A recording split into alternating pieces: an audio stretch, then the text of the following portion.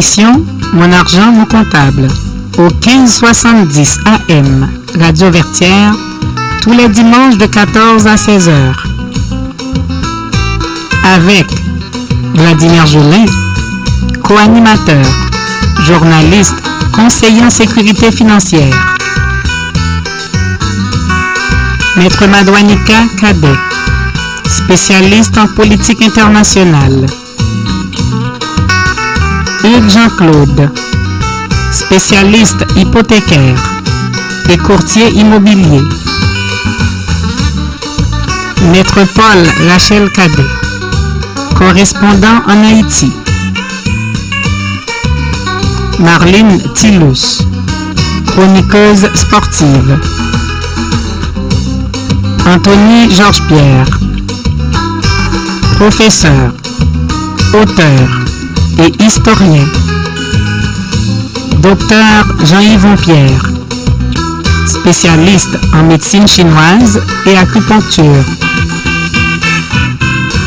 Jean-Gary Cadet, comptable et animateur. Restez à l'écoute de votre émission Mon argent, mon comptable.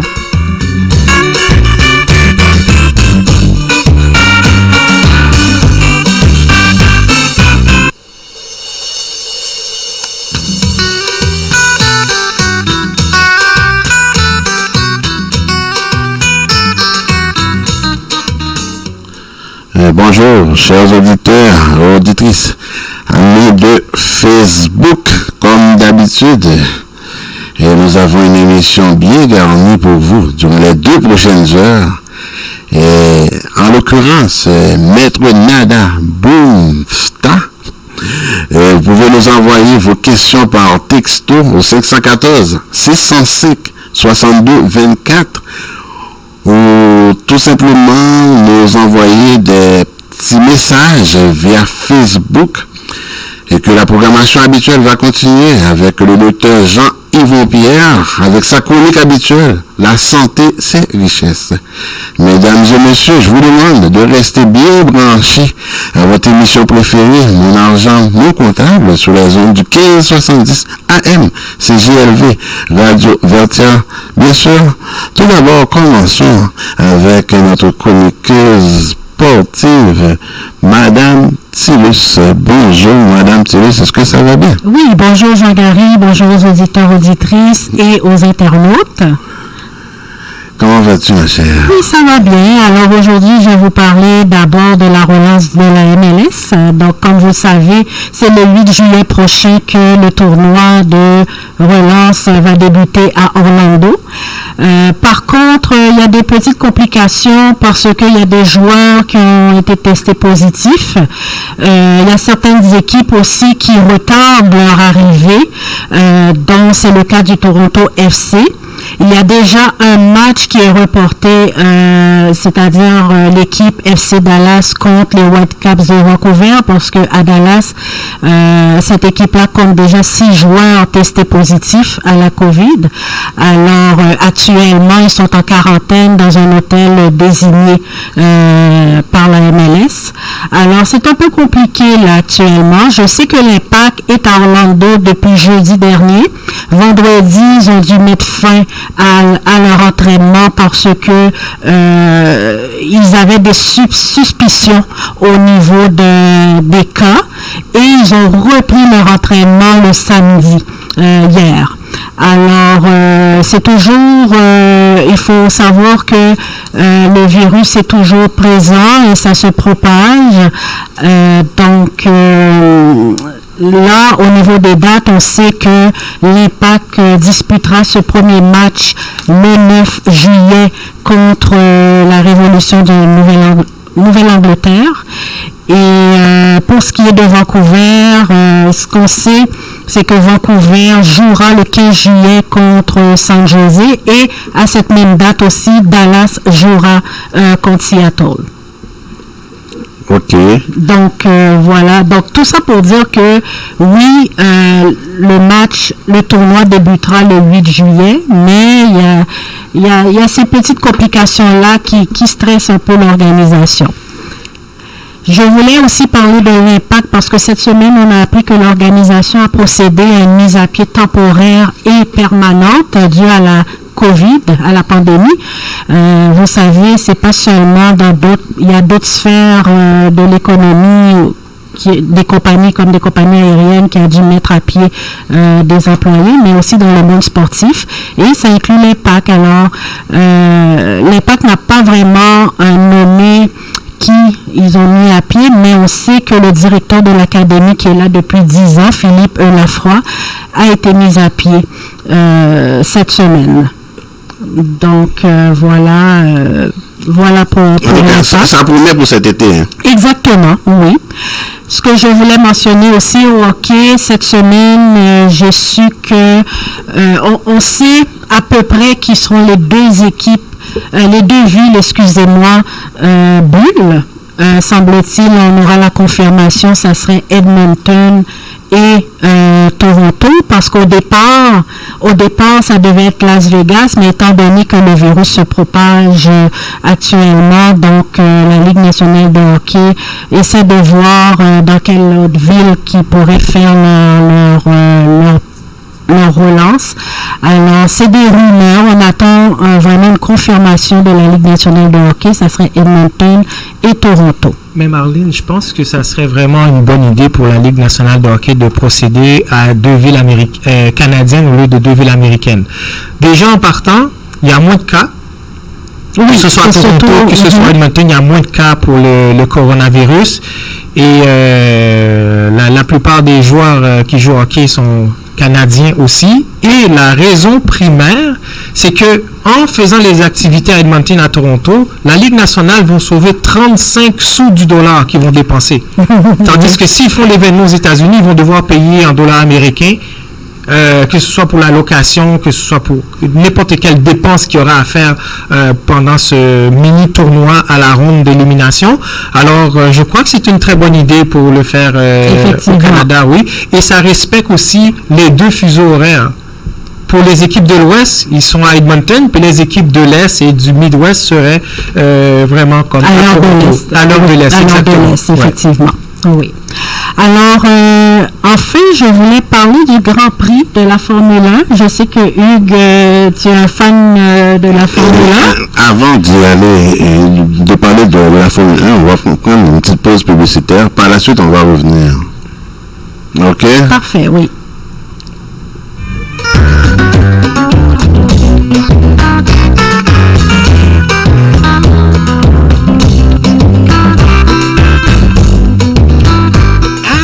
Wash.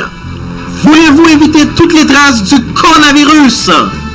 Essayez ce nouveau produit, X-Wash. X-Wash permet un lavage des mains impeccable. X-Wash tue tous les virus et combat même le corona. Pour un nettoyage en profondeur, X-Wash, c'est la solution. Pour vous le procurer, composez le 514-552-6080. 514-552-6080. X-Wash. C'est exact. Oh ouais! Megameuble.com. Vous voulez économiser? Vous voulez vraiment économiser? Venez nous voir chez Megameuble. On a tout pour la maison. Salon, chambre, cuisine, appareils électroménagers, matelas, meubles pour enfants. On a tout pour la main à de bons prix. Megameuble, c'est la solution. Megameuble, sur l'Angelier, coin Bombardier à Saint-Léonard. Megameuble.com.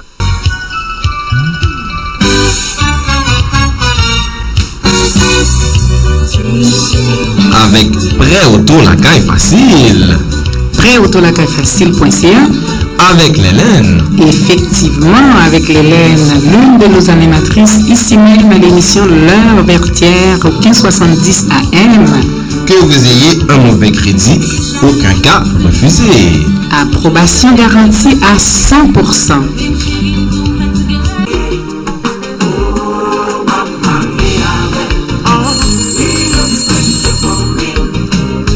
Restaurant Flam Flam, bonjour. Bonjour monsieur, avez-vous du griot? Absolument madame, c'est notre spécialité. Et je tiens à vous annoncer qu'à l'achat d'un plat de poulet ou de griot au prix régulier, vous obtenez 50% de rabais sur le deuxième plat. Wow, c'est intéressant. Bien sûr, et je tiens également à vous annoncer que le vendredi et samedi, nous avons du lalo et ce même samedi, le bouillon consommé. Et où êtes-vous situé? Nous sommes situés au 5808 Charleroi à Montréal-Nord, près de la Cordère, en arrière du Canadian Tire, à côté du Walmart.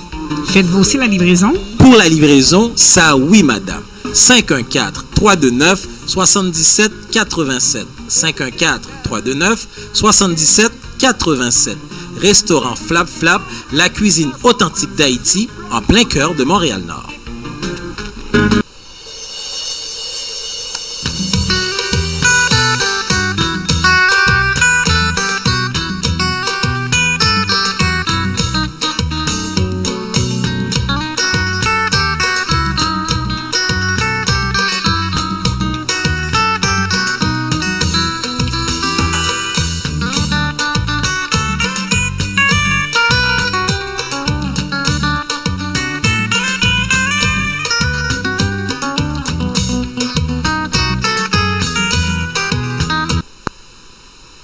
Bonjour, ici Pablo Rodriguez, député fédéral de Montréal-Mercier.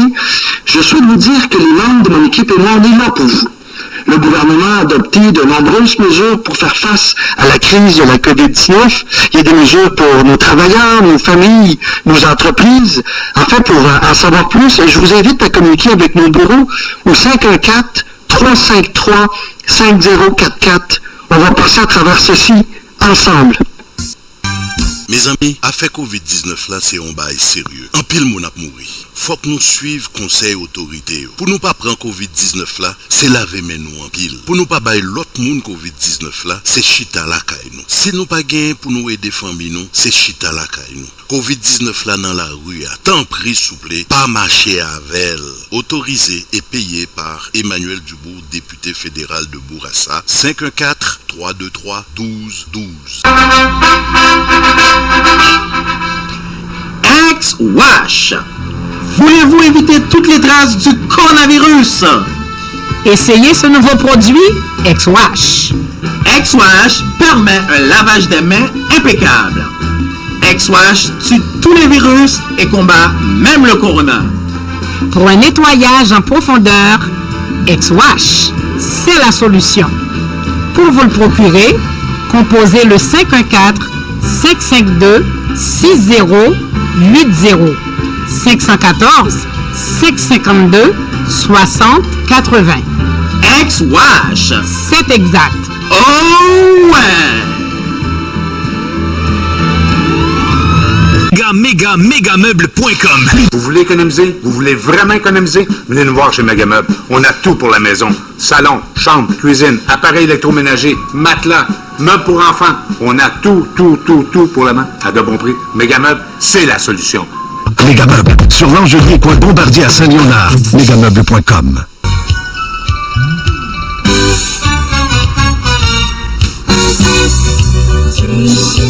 Avec Prêt Auto la caille facile. Prêtautolacayefacile.ca. Avec l'Hélène. Effectivement, avec l'Hélène, l'une de nos animatrices, ici même à l'émission L'Heure Vertière au 1570 AM. Que vous ayez un mauvais crédit, aucun cas refusé. Approbation garantie à 100%.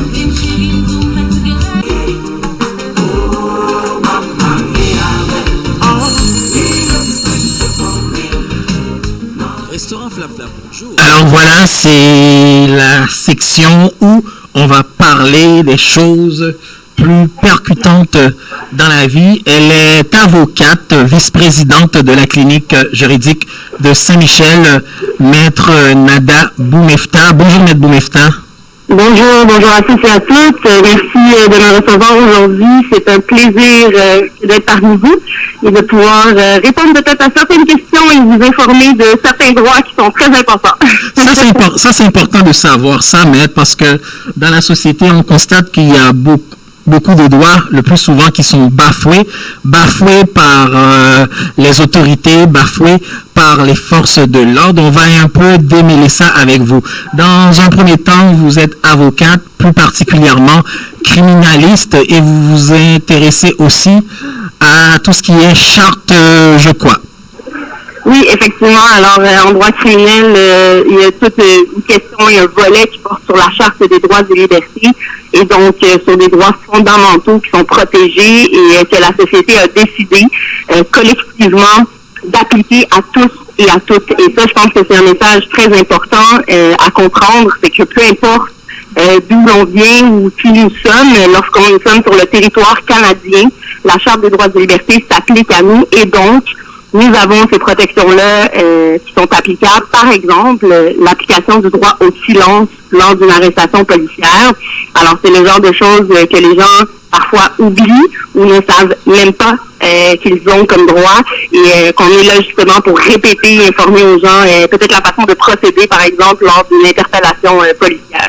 Mais Bounifta, justement, je vais faire jouer un extrait, quelque chose qui est arrivé à un jeune homme et puis qui a été intercepté par la police.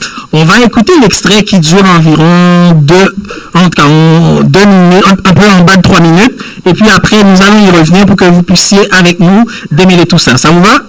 Bien sûr, avec plaisir. D'accord, on va écouter. Vous avez déjà donné monsieur, j'ai fini de parler. Je vous ai vu tourner. J'ai fini de parler, monsieur. Quand vous avez tourné, j'étais encore dans la file. J'avais encore rien fait. Monsieur, monsieur, j'ai fini de parler. J'ai fini de parler. J'ai fini de parler.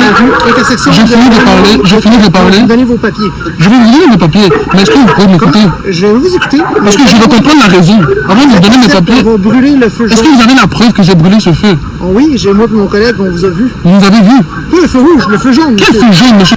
Le feu rouge, le feu jaune. Quel feu jaune, monsieur?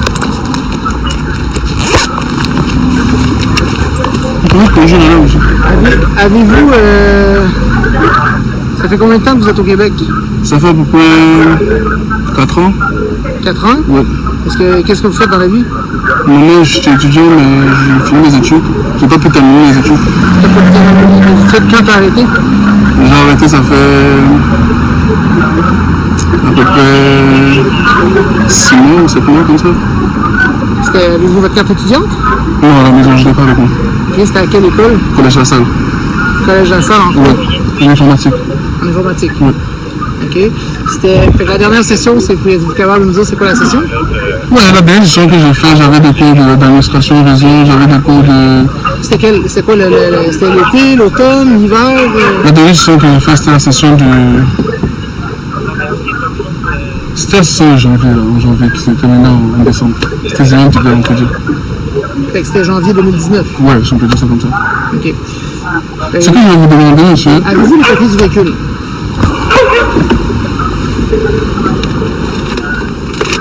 Oui, elle marche. Oui.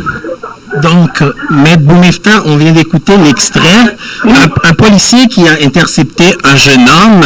Le policier, il n'est pas l'IRCC, il n'est pas l'immigration et Canada. Il lui a demandé, est-ce que ça fait combien de temps que tu es au Québec? Qu'est-ce que tu fais? Premièrement, le policier a tutoyé le jeune homme. Il me semble que dans la déontologie policière, il faut que la police intercepte les gens, leur parle avec respect.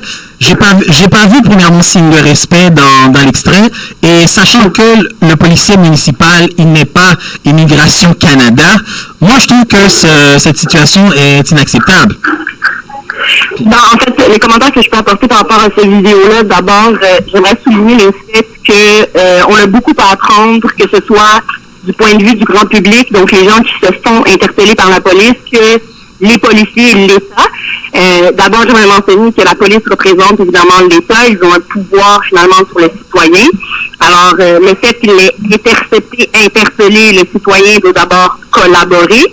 Mais c'est très important de comprendre aussi, Vladimir, sur cette vidéo-là, c'est que la personne qui se fait intercepter, je veux profiter de l'occasion de le faire et de rappeler aux gens leurs droits.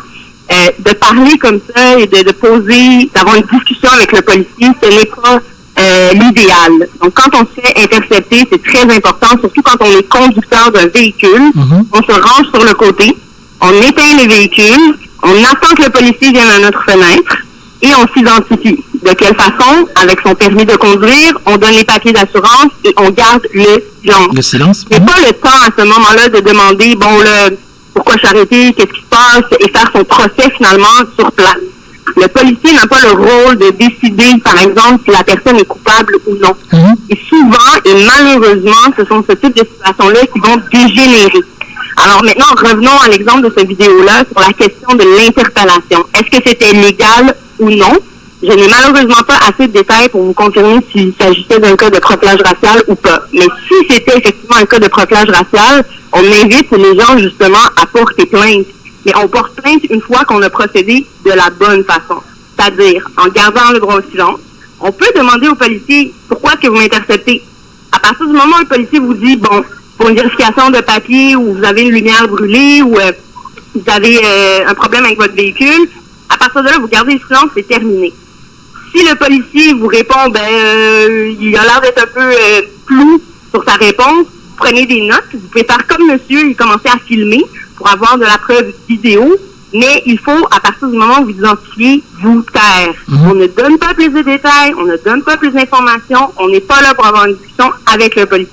Alors ça, c'est la règle d'or, garder le silence. La deuxième chose, au niveau de l'identification, et ça, j'aimerais le souligner, si jamais il y a quelqu'un qui est passager d'un véhicule lors d'une interception, il n'a pas l'obligation de s'identifier à ce moment-là. C'est vraiment le conducteur qui doit le faire. La deuxième règle, et ça j'aimerais le mentionner par rapport à la fin du vidéo, lorsqu'on voit monsieur malheureusement se faire vraiment arrêter par la police, donc sortir de son véhicule et amener à l'autopatrouille, j'aimerais rappeler aux gens qu'il faut collaborer. Ce n'est pas le temps de se mettre à crier, de gigoter, de faire des gestes physiques qui vont pousser malheureusement certains policiers à apporter des gestes physiques qui pourraient ne pas être justifiés dans les circonstances. Alors toujours coopérer à ce moment-là. Coopérer ne veut pas dire parler, évidemment. On garde le silence et vous pouvez évidemment parler à un avocat parce qu'il s'agit d'un second droit qui est protégé par la charte, soit le droit de parler à un avocat. Alors ça, ce sera mes commentaires quant à la façon de procéder de l'individu qui se fait interpeller par la police. Ce qui est important également, Vladimir, c'est que si on veut porter plainte au niveau déontologique policier, prenez en note les heures, prenez en note le numéro de plaque de la police, le numéro d'identification également du policier. Ils ont l'obligation de s'identifier à vous. Alors, lorsqu'on demande à un policier de nous donner son nom et son numéro de plaque, il ne peut pas vous dire non, je te le donnerai pas, c'est pas tes affaires ou c'est pas le moment. C'est une information qu'il doit vous donner. Alors, j'invite les gens à colliger ce type d'information-là pour ensuite pouvoir porter plainte formellement.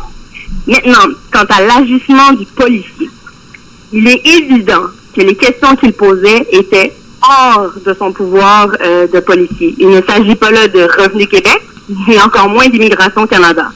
Lorsqu'un policier intercepte quelqu'un, c'est dans le cadre d'une infraction qui aurait été posée ou qui est en voie d'être posée.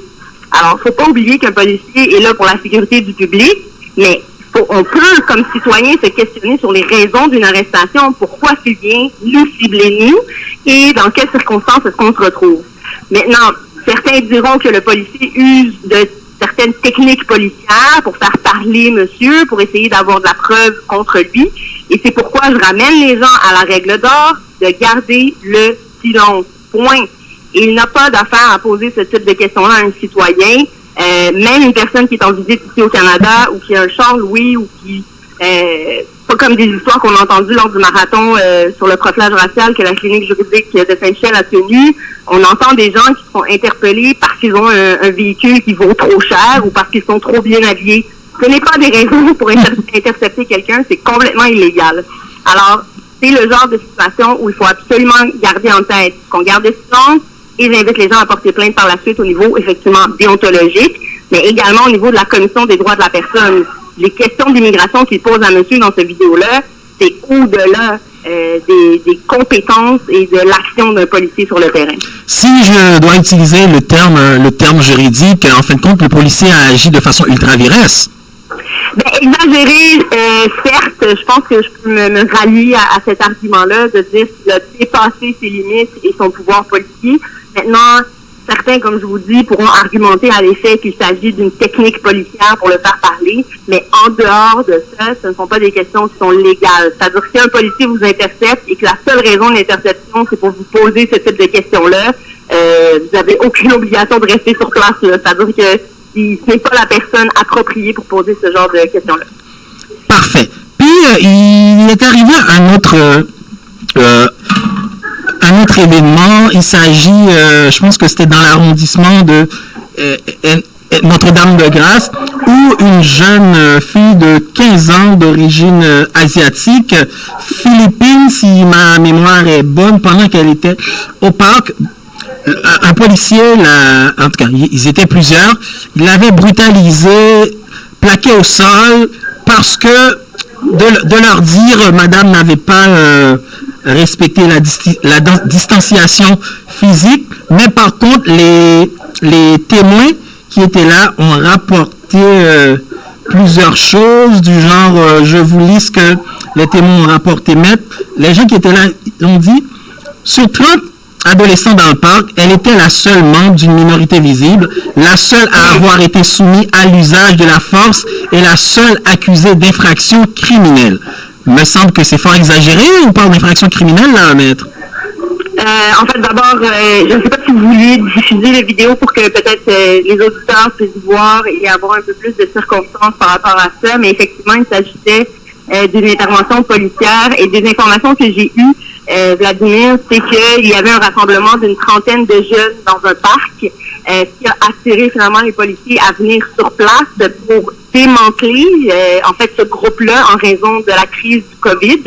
En arrivant sur place, les policiers ont ciblé finalement effectivement la seule jeune qui était issue d'une communauté racisée et ont décidé de procéder à son arrestation. Sur le vidéo, ce qu'on entend des gens, premièrement, la jeune, je tiens à le spécifier, est mineure. Elle est âgée de 16 ans précisément. Normalement, lorsqu'un jeune mineur se fait arrêter, les parents doivent être appelés pratiquement tout de suite. C'est un droit qui est primordial et nécessaire. Et d'ailleurs, dans la vidéo, on entend une des jeunes ou une des personnes qui filme qui dit à la jeune de ne pas parler avant de parler à ses parents. Alors ça, c'est très important et j'aimerais en profiter pour dire à la communauté que ce n'est pas tabou. Il faut supporter nos jeunes, il faut être là pour eux. Il faut pas que les parents prennent ça comme quelque chose de négatif où ils vont renforcer finalement l'idée que le jeune a mal fait ou n'a pas bien agi. Cette jeune-là était en présence d'amis dans un parc, qu'elle s'est fait arrêter pour finalement ne pas vraiment comprendre la raison et la justification de son arrestation. Certains, on entend dans la vidéo, disent que parce qu'elle ne respectait pas la distanciation sociale, mais si c'était effectivement la raison pour laquelle de son arrestation, les policiers auraient pu tout simplement donner un ticket. Alors, je ne vois pas pourquoi on s'est rendu jusqu'à une arrestation menottée où on met la jeune dans le véhicule patrouille et on l'amène au poste. Je pense qu'on se retrouve là dans une situation où la police, effectivement, agit un peu de façon exagérée. Les raisons demeurent pour moi sinueuses, voire floues. Est-ce que les policiers voulaient en faire une marque d'honneur pour montrer aux autres jeunes comment ça fonctionne? Si c'est le cas, c'est pas la bonne façon de procéder. Ce ne sont pas des juges, ils ne sont pas là pour démontrer une certaine force d'autorité. Au contraire, ces policiers ne devraient-ils pas avoir des cours, par exemple, de travailleurs sociaux pour pouvoir plus être capables de s'approcher de ces jeunes-là, de leur expliquer la situation plutôt que d'arriver et de forcer une arrestation de ce genre-là. Ça, c'est mon humble opinion d'une vision extérieure et dans l'optique où on recherche des solutions pour améliorer ce type de situation-là. Mais à l'image de ce que l'on voit, de ce qui est partagé sur les réseaux sociaux, effectivement, à mon avis, il s'agit d'une intervention policière qui était beaucoup trop solide et d'une brutalité non nécessaire. Est-ce que, d'après vous, les policiers, est-ce qu'ils ont certaines choses qu'ils n'ont pas compris? Parce que il me semble qu'ils devraient être un peu alertes en fonction de ce qui s'est passé aux États-Unis depuis la mort de George Floyd. Puis ici, la marche contre le racisme, principalement le racisme systémique, la marche contre la brutalité policière. Ces policiers-là de Notre-Dame-de-Grâce, qu'est-ce qu'ils n'ont pas compris dans cette situation, d'après vous, maître? Ben, ce que je trouve vraiment dommage, et si je comprends bien votre question, Vladimir, c'est qu'on s'est soulevé suite effectivement à la mort qu'on a vue par vidéo de George Floyd, la mort d'un homme des mains d'un policier, il n'y a rien de plus choquant. De là est né effectivement tout le mouvement, et c'est ce que la clinique juridique de Saint-Michel aimerait souligner et rappeler aux gens, c'est que ça existe ici aussi, au Québec.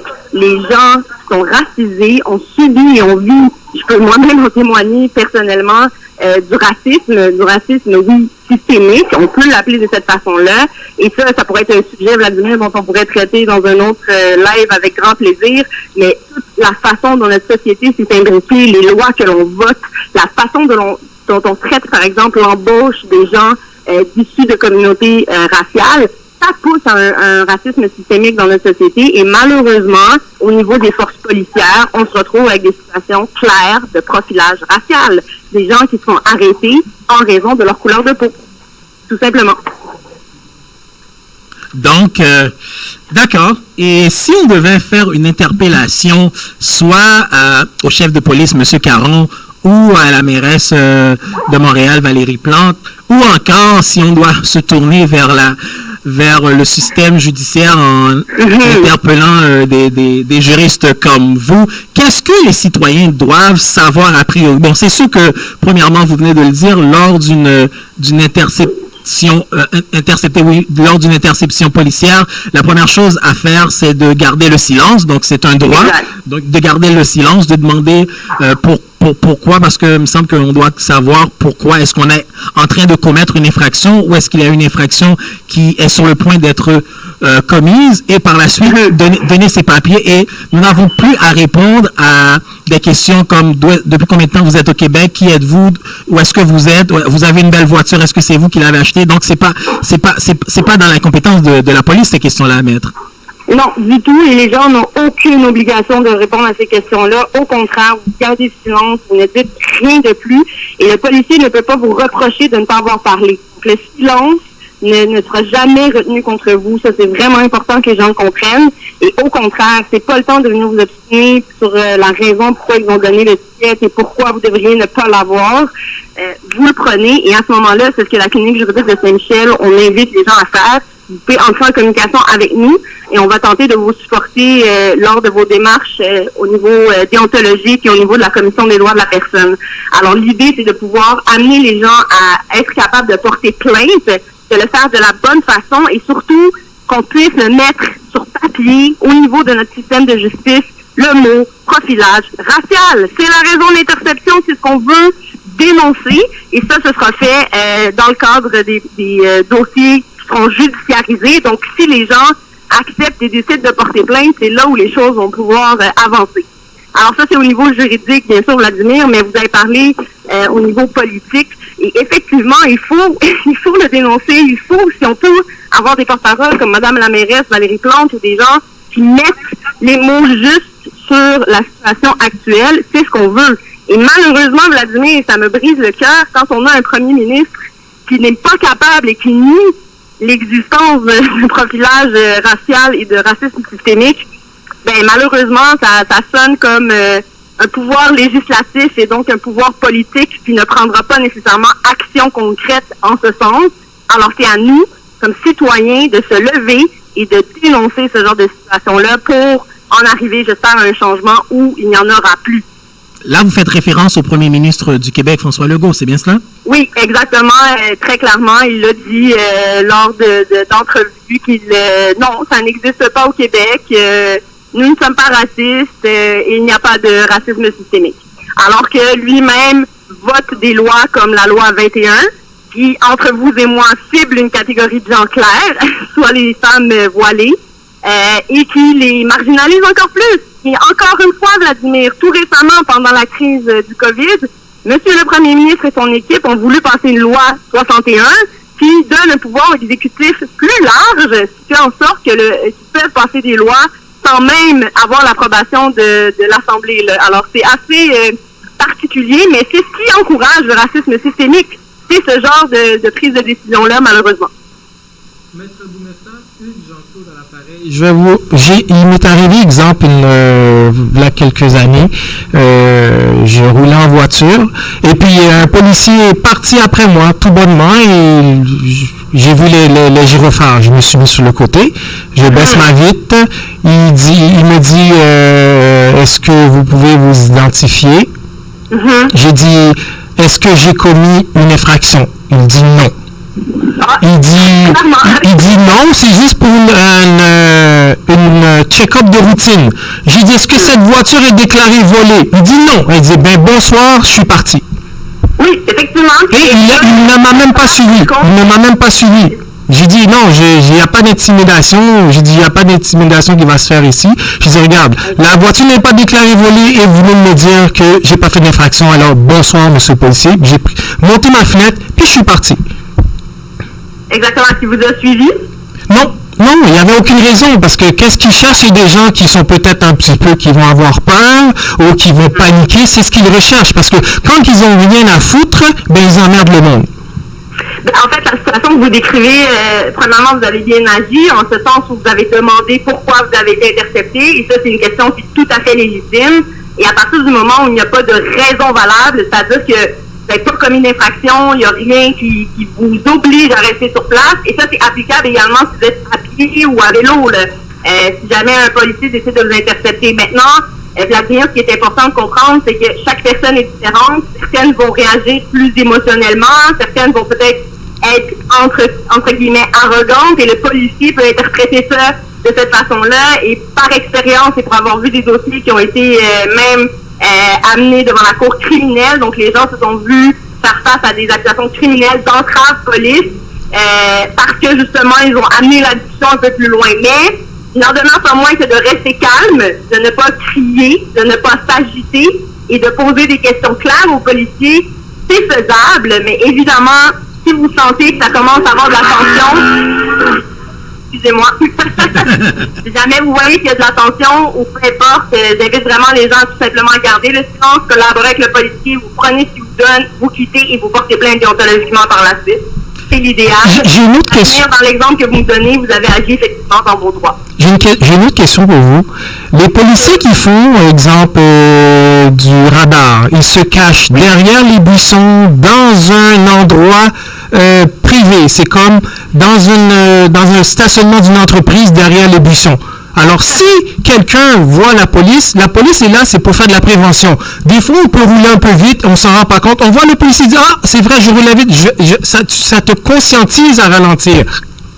Est-ce qu'il y a quelque chose qu'on peut faire contre ça? Parce qu'ils se cachent, ils ne sont pas visibles, et puis d'un seul coup, ils partent derrière vous, et après ça, tu te demandes, où étaient-ils? Ils sont là, c'est pour faire de la prévention, ou ils sont là juste pour aller remplir leur quota?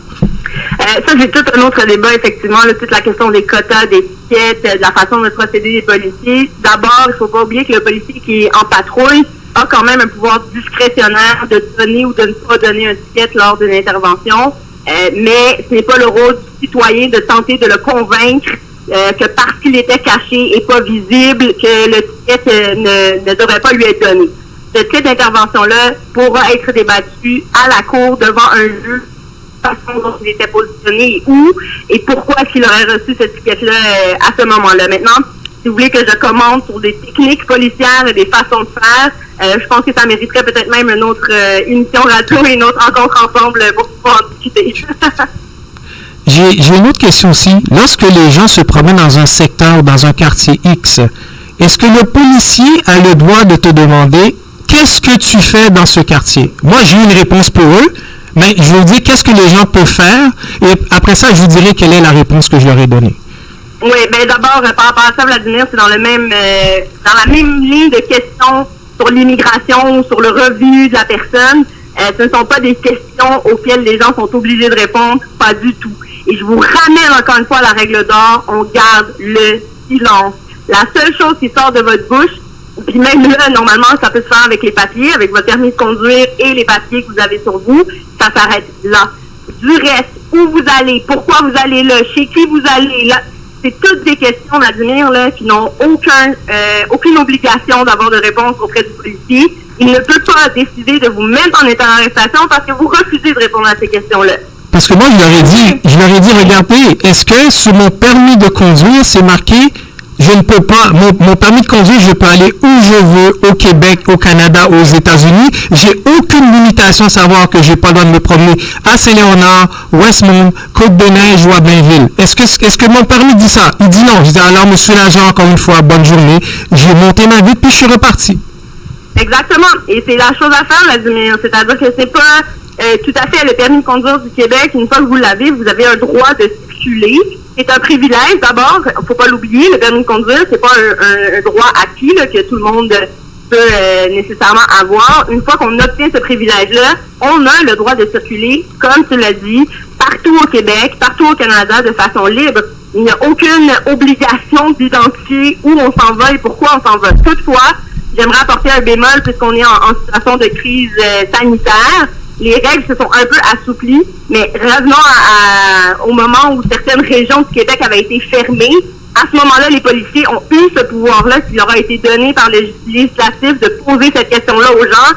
Et là, dans ces circonstances-là de crise sanitaire, les gens étaient obligés de répondre où ils allaient et pourquoi, parce qu'on voulait éviter le partage et la transmission du COVID. Mais aujourd'hui, ces règles-là sont beaucoup plus assouplies parce qu'on est en déconfinement, mais il reste qu'au fond, les policiers n'ont pas ce pouvoir-là de pouvoir poser des questions et d'obliger le citoyen de se justifier à savoir où il va et pourquoi il va là-bas. Si les citoyens qui nous écoutent, maître, en ce moment, étaient dans une situation particulière, est-ce que vous pouvez donner les coordonnées de la clinique afin qu'ils puissent avoir de l'aide? Avec plaisir. Et ce que je vais faire, en fait, Vladimir, c'est inviter les gens qui ont Facebook, Instagram à nous suivre. Le nom est tout simple, Clinique juridique de Saint-Michel. Nous sommes très présents et actifs sur les réseaux sociaux. Alors, si les gens ont des questions ou veulent nous rejoindre, peuvent nous écrire via nos réseaux sociaux. Sur Instagram, c'est Clinique juridique Saint-Michel. Et nous avons également notre site Internet où les gens peuvent donner généreusement, mais également nous écrire pour être bénévoles, s'ils veulent, avec notre clinique. Ou pour des consultations, on offre des consultations tous les mercredis. Malgré le COVID, on le fait par vidéoconférence. Alors, pour répondre aux questions des gens de façon gratuite, ils peuvent s'inscrire et prendre rendez-vous sur www.cjsm.ca. Et il nous fera plaisir de les recevoir et d'écouter les gens à travers leurs plaintes, par exemple, déontologiques, au niveau de la commission des droits de la personne, mais également en criminel et en pénal en ce qui concerne les cas de profilage racial. Mais si les gens ont des questions en immigration, en droit de la famille, en logement, etc., nous fournissons également ces services-là grâce à notre équipe d'avocats bénévoles. Elle est avocate criminaliste et c'est un nom à se rappeler, Maître Nada Boumefta. Ce fut un plaisir, Maître, et j'ose espérer vous reparler encore pour d'autres informations. Merci beaucoup. Ça fait plaisir, merci de m'avoir reçu et bonjour à tous et à toutes. Prenez soin de vous. N'oubliez pas, droit au silence, droit à l'avocat. Ce sont les droits qui sont protégés par la charte et la clinique juridique est là pour vous. On veut défendre vos droits et faire avancer justement au niveau juridique la cause pour, on espère, un jour ne plus avoir à parler de profilage racial. Pour nous, un cas est un cas de trop. Alors ensemble, tentons d'éradiquer ce problème-là concrètement. Bon, ben, salutations juridiques, Maître Boumefta. Merci énormément, Vladimir. Merci à toute ton équipe également et je vous souhaite une belle fin de journée. Au revoir. Au revoir.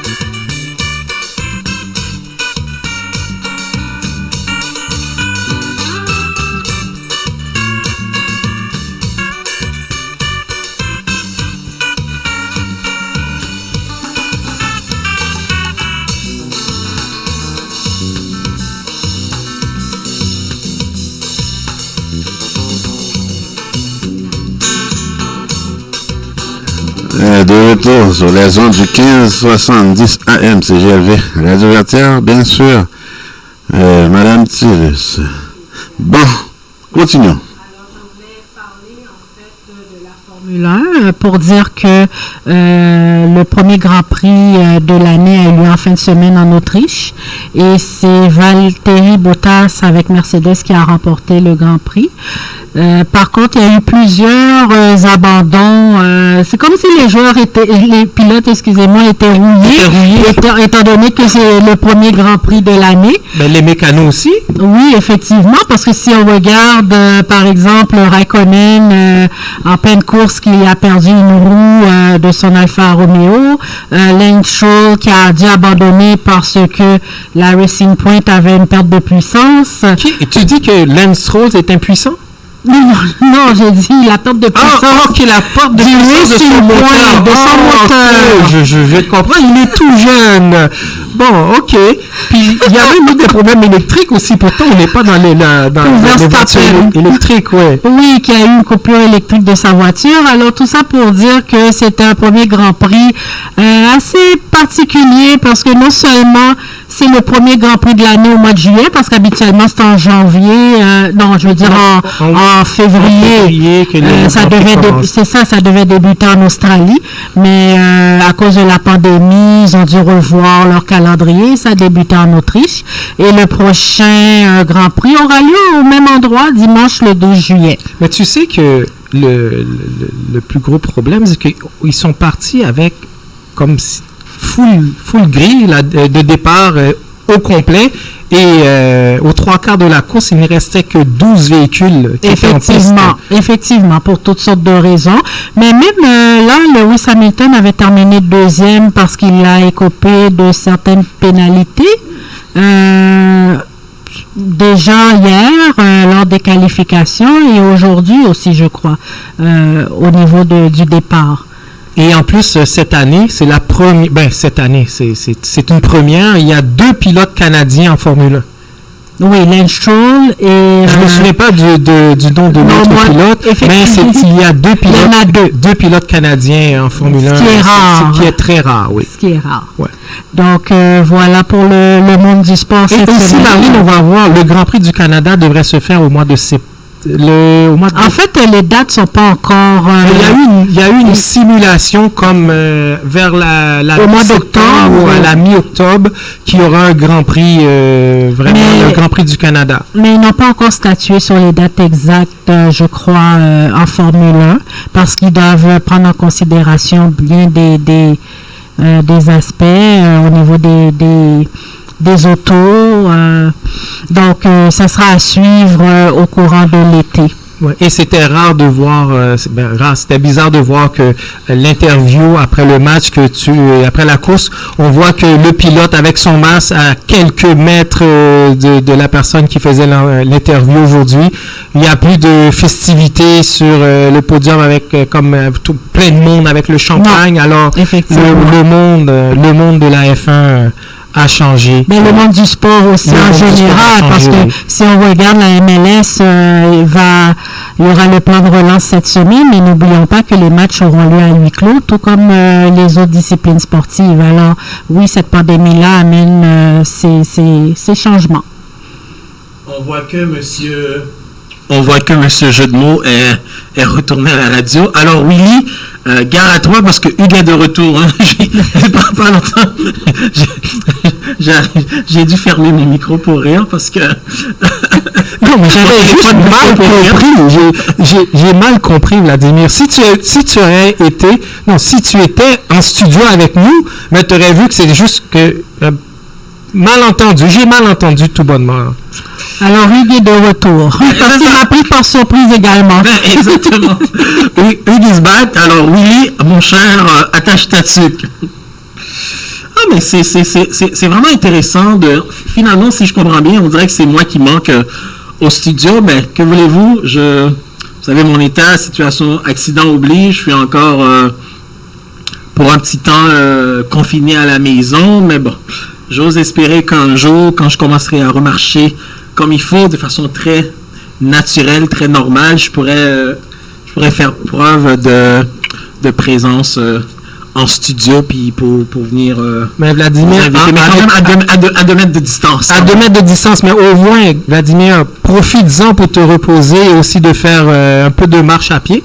Parce que sinon, je te l'ai dit, j'ai eu un accident d'auto en 2017 et j'avais pris pas mal de bédaine. Fait que faut faire attention à garder la forme. C'est donc bien drôle que tu parles de bédaine. Justement, je regarde mon ventre. Une chance que je commence à prendre du thé, beaucoup de thé, du thé de citron, du thé de gingembre pour essayer de ne pas trop avoir de gros ventre. En tout cas, sinon, ça peut te coûter cher en chemise. Hein? J'ai une preuve vivante. Justement, puis regarde, les gens de mon gabarit, déjà mince, assez sexy, merci. Je pense pas qu'une bédaine me conviendrait. Mais bon, surtout, en plus, je suis pas encore marié. On va laisser le temps à la dame. Sinon, tu vas avoir l'air d'une note de musique. Ouais. Est-ce que je serai le do ou le ré? Si. Alors, Gary, autre chose qui se passe dans l'actualité, je pense que il y a... c'est sûr qu'on va aller aux États-Unis, mais... Avant d'y aller aux États-Unis, on va terminer avec le sport, là, Vladimir. T'es bien trop pressé. Oui, je parlais d'actualité politique. Là. Oui. Attends une minute, on n'a pas encore terminé avec le sport. Marlène, est-ce qu'on a terminé? Oui, j'ai terminé pour cette semaine. Mais non, mais Marlène, n'oublie pas que la semaine prochaine... on aura plus de choses à dire. Mais le camp d'entraînement de la Ligue nationale recommence. Alors, mais en fait, le camp d'entraînement commence le 10 juillet prochain. Alors, la semaine prochaine, c'est sûr que j'aurai beaucoup plus d'informations à dire parce que, premièrement, les matchs de soccer vont débuter le 8. Puis le hockey au niveau du camp d'entraînement, on verra ce qui va se passer à ce moment-là. Donc, la semaine prochaine, encore, on sera présent. Dans ce cas-là, M. Vladimir, on s'en va en Russie. M. Poutine, forever, pour la vie. L'homme fort de Russie, Vladimir Poutine, écoute, on risque de le voir 2036. Donc, en 2036, Vladimir Poutine, écoute, il serait bien ici au Québec, hein, Poutine. Dans quel sens? La poutine, c'est un plat qu'on aime. Les jeux de mots recommencent. Écoute, Vladimir Poutine, l'homme fort de la Russie, a voté une façon, la nouvelle constitution lui donne droit à être encore président. Là, pour 2036, il aura à peu près 84 ans.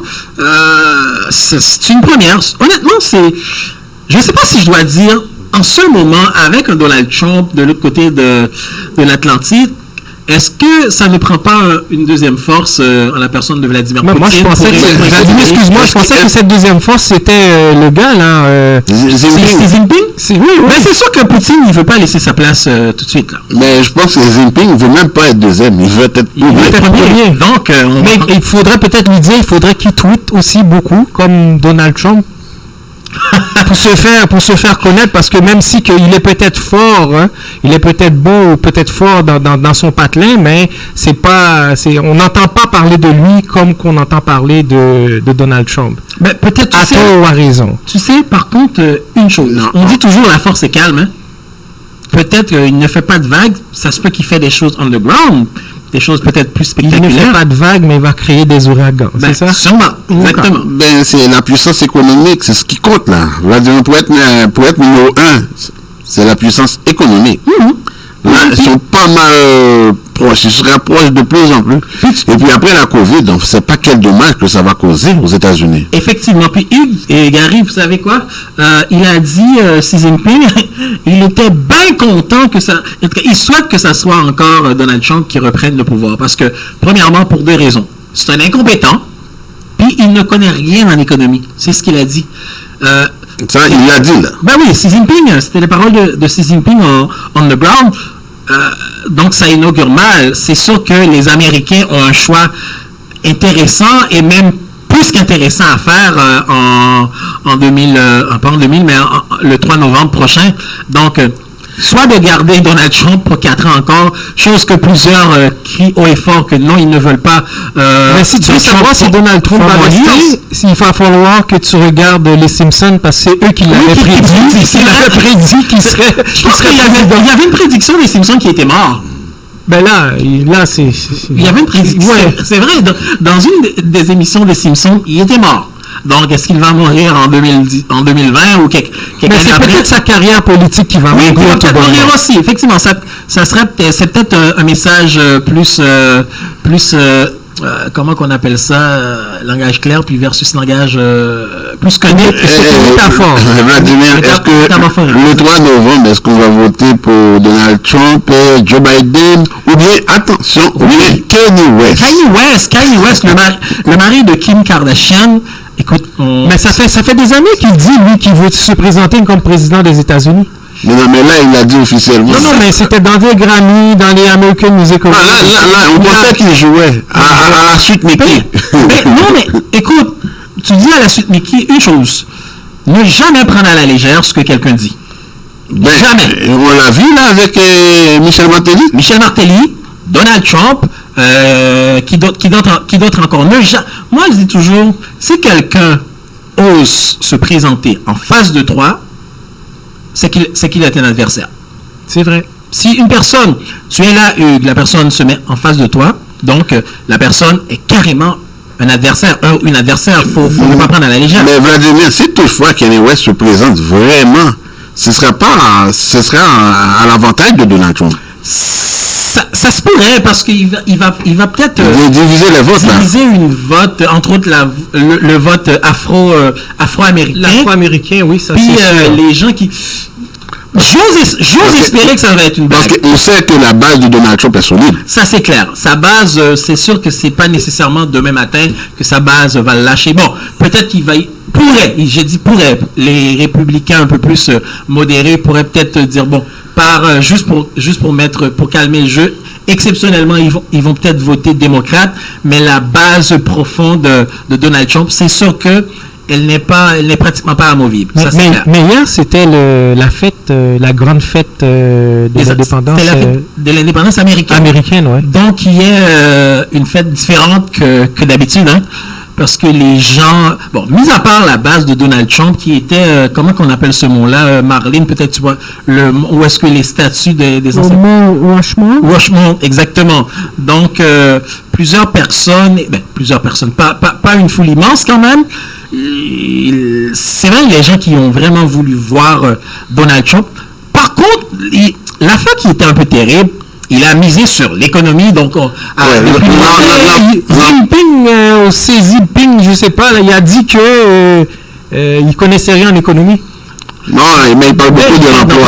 Il parle de l'emploi. Parce qu'on dirait que c'est comme si hier, il a parlé de l'emploi, mais il a rien parlé de la pandémie. Oui, mais je te dis une chose. Donald Trump avait une émission de télévision. La seule chose qu'il pouvait dire, il voulait engager les gens, puis son plaisir, c'était de dire « you fired » à la fin. Oui. Alors, ce qu'il est habitué, lui, de prendre je crois qu'il a pris le pays comme si c'était son entreprise privée. C'est ça qu'il a fait. Alors, il parle de l'économie du travail au détriment de la santé des gens. Voilà. Et là, moi, je trouve ça catastrophique parce que là, les États-Unis sont quoi? Au premier rang mondial ou deuxième rang? Premier rang. Oui. Puis regarde. C'est quasiment une honte, là. Mais c'est une catastrophe. Puis regarde ce qui se passe en Floride. Floride est en train de devenir l'épicentre que New York a jadis connu récemment. Mais le gouverneur de la Floride n'a rien foutu. Justement. Il disait non, on va reprendre ça normalement, on va refaire ci comme ça. Les gens étaient sur la plage, faisaient les barbecues, étaient sur leur bateau, étaient dans les centres d'achat. Fait qu'il n'y a aucune mesure. La pandémie n'a pas été contenue, il n'y a aucune mesure. Ils se pensaient à l'abri de tout parce que plusieurs personnes ont dit, Vladimir, que le virus, il ne va pas résister à la chaleur. C'est ça, exactement. Mais c'est en train de frapper les plus jeunes maintenant. Là. Mais en fait, les autorités sanitaires travaillent à contre-courant. Il y a le président, le responsable du pays n'y croit pas. Donc, si les autorités sanitaires veulent mettre des choses en place, des mesures, et qu'ils ont un président qui n'y croit pas, ça doit être très difficile. Oui, mais c'est le gouverneur de l'État qui peut décider. Il peut décider à l'encontre du gouvernement. Oui, mais attention, c'est un républicain. Oui, il y a certains financements qu'il doit avoir. Exemple, moi, je donne un exemple en l'air. Exemple, s'ils doivent avoir un montant pour des masques, puis Trump, dans son gouvernement, n'y croit pas. Ça peut être difficile de demander. Je ne sais pas, je le dis à voix haute. Non, c'est la vérité. Puis ce matin, RDI, il montrait justement que CNN faisait le parallèle avec la gestion de la pandémie du Canada versus la gestion de la pandémie aux États-Unis. Ils ont montré ces deux mondes-là. Deux mondes différents. Ils ont même montré les cliniques mobiles de la COVID au Québec. Donc ça, les Américains voient comment, puis ils ont même fait un tableau avec la progression de la pandémie de mars à maintenant, puis on voit que la situation au Canada est stable. L'aplatissement de la courbe. Oui, tandis qu'aux États-Unis, maintenant, là, c'est complètement... C'est rouge partout. Ils n'arrivent pas à maîtriser. Et même, ils le disent aussi, qu'ils n'arrivent pas à maîtriser... Moi, c'est ce que je dis, que les Américains sont en train de perdre leur puissance à cause de cette pandémie. Effectivement, on a un modèle papier, puis je pense qu'il devrait copier sur le Canada. C'est ce que Bernie Sanders a voulu faire, puis c'est pour ça qu'il a voulu rester dans la course jusqu'à la dernière minute pour au moins orienter le parti démocrate vers le côté un petit peu plus social-démocratie, parce que la vie des gens, puis dans ce cas-là, on dit All life matters. Maintenant, ça a du sens dans ce contexte-là. Fait que si le président, c'est juste white power, comme on a vu un de ses supporters a dit, puis le pire dans tout ça, Washington a dit, la dame qui est porte-parole de la Maison-Blanche, ils l'ont retweeté, mais bizarrement, ils n'ont pas écouté celui-là de white power. Maintenant, c'est pas une question de white power, c'est une question de toutes les vies comptent. Alors, si toutes les vies comptent, qu'on mette en place des mesures aux États-Unis, surtout principalement la force économique d'un pays, Vladimir, c'est le peuple, c'est le monde, c'est eux qui apportent les idées, c'est les écoles, c'est le peuple. C'est le peuple. Ce sont les gens qui font rouler l'économie. Tu perds un jeune qui a peut-être 20, 22, 23 ans en Floride, qui aurait pu être un professeur en histoire, un médecin, un futur politicien. C'est une force. Surtout les jeunes, c'est l'avenir du pays. On ne peut pas se permettre de perdre des jeunes. On ne peut pas se permettre de perdre n'importe qui. Les vieux ont leur sagesse, ont leur vécu qu'ils peuvent donner et inculquer aux jeunes. Effectivement. Mais alors, comme qu'on dit, toutes les vies sont importantes. Puis je comprends pas le président des États-Unis qui s'entête, qui souhaite amener son pays dans un gouffre, bien que le pays soit déjà dans ce gouffre-là. Je trouve que s'il était moindrement plus brillant, étant donné qu'il il se dit brillant que la moitié, plus que l'ensemble des Américains, alors s'il veut montrer une certaine brillance, qu'il fasse en sorte que ce soit la vie des gens d'abord. Regarde, Vladimir, Donald Trump n'a jamais construit quelque chose qu'il a pris de zéro, qu'il a amené à terme. C'est vrai. Toutes les business que Donald Trump a, il a acheté quelque chose qui était à la perte, qui était en train de se détruire, et il l'a remonté. Il a construit un hôtel à Toronto. Ils n'ont même pas pu le garder parce qu'ils sont partis de la base jusqu'au top. Ils ont fini le projet et ils n'ont pas pu... je pense que l'hôtel a fermé. Mais Donald Trump, lui, qu'est-ce qu'il fait? Il achète quelque chose qui est vraiment en train de se détruire et il construit, il garde. Le Trump Tower qu'on connaît, c'est pas lui qui l'a construit, il a acheté quelque chose et il l'a remonté. Alors, peut-être qu'il veut racheter les États-Unis, il est en train de détruire lui-même pour baisser sa valeur et le racheter. Ouais. Moi, je trouve que il faudrait que les Américains aient plus de couilles que ça pour vraiment se mettre par terre. Pas se mettre par terre, mais se tenir ensemble et de dire à Donald, regarde, là, on a voté pour toi, mais présentement, tu nous amènes à la dérive avec des décisions stupides que tu as prises. C'est pas parce que tu es le président que tout ce que tu dis doit être... Parce qu'il a sa façon de voir les choses. Mais que va-t-on faire après Donald Trump? C'est tellement intéressant ce que tu viens de dire. On se rappelle, sous l'ère Bush 2006-2007, il y avait le début de la crise de crédit quand Barack Obama a pris le pouvoir en 2008, l'élection de 2008, puis son assermentation en janvier 2009.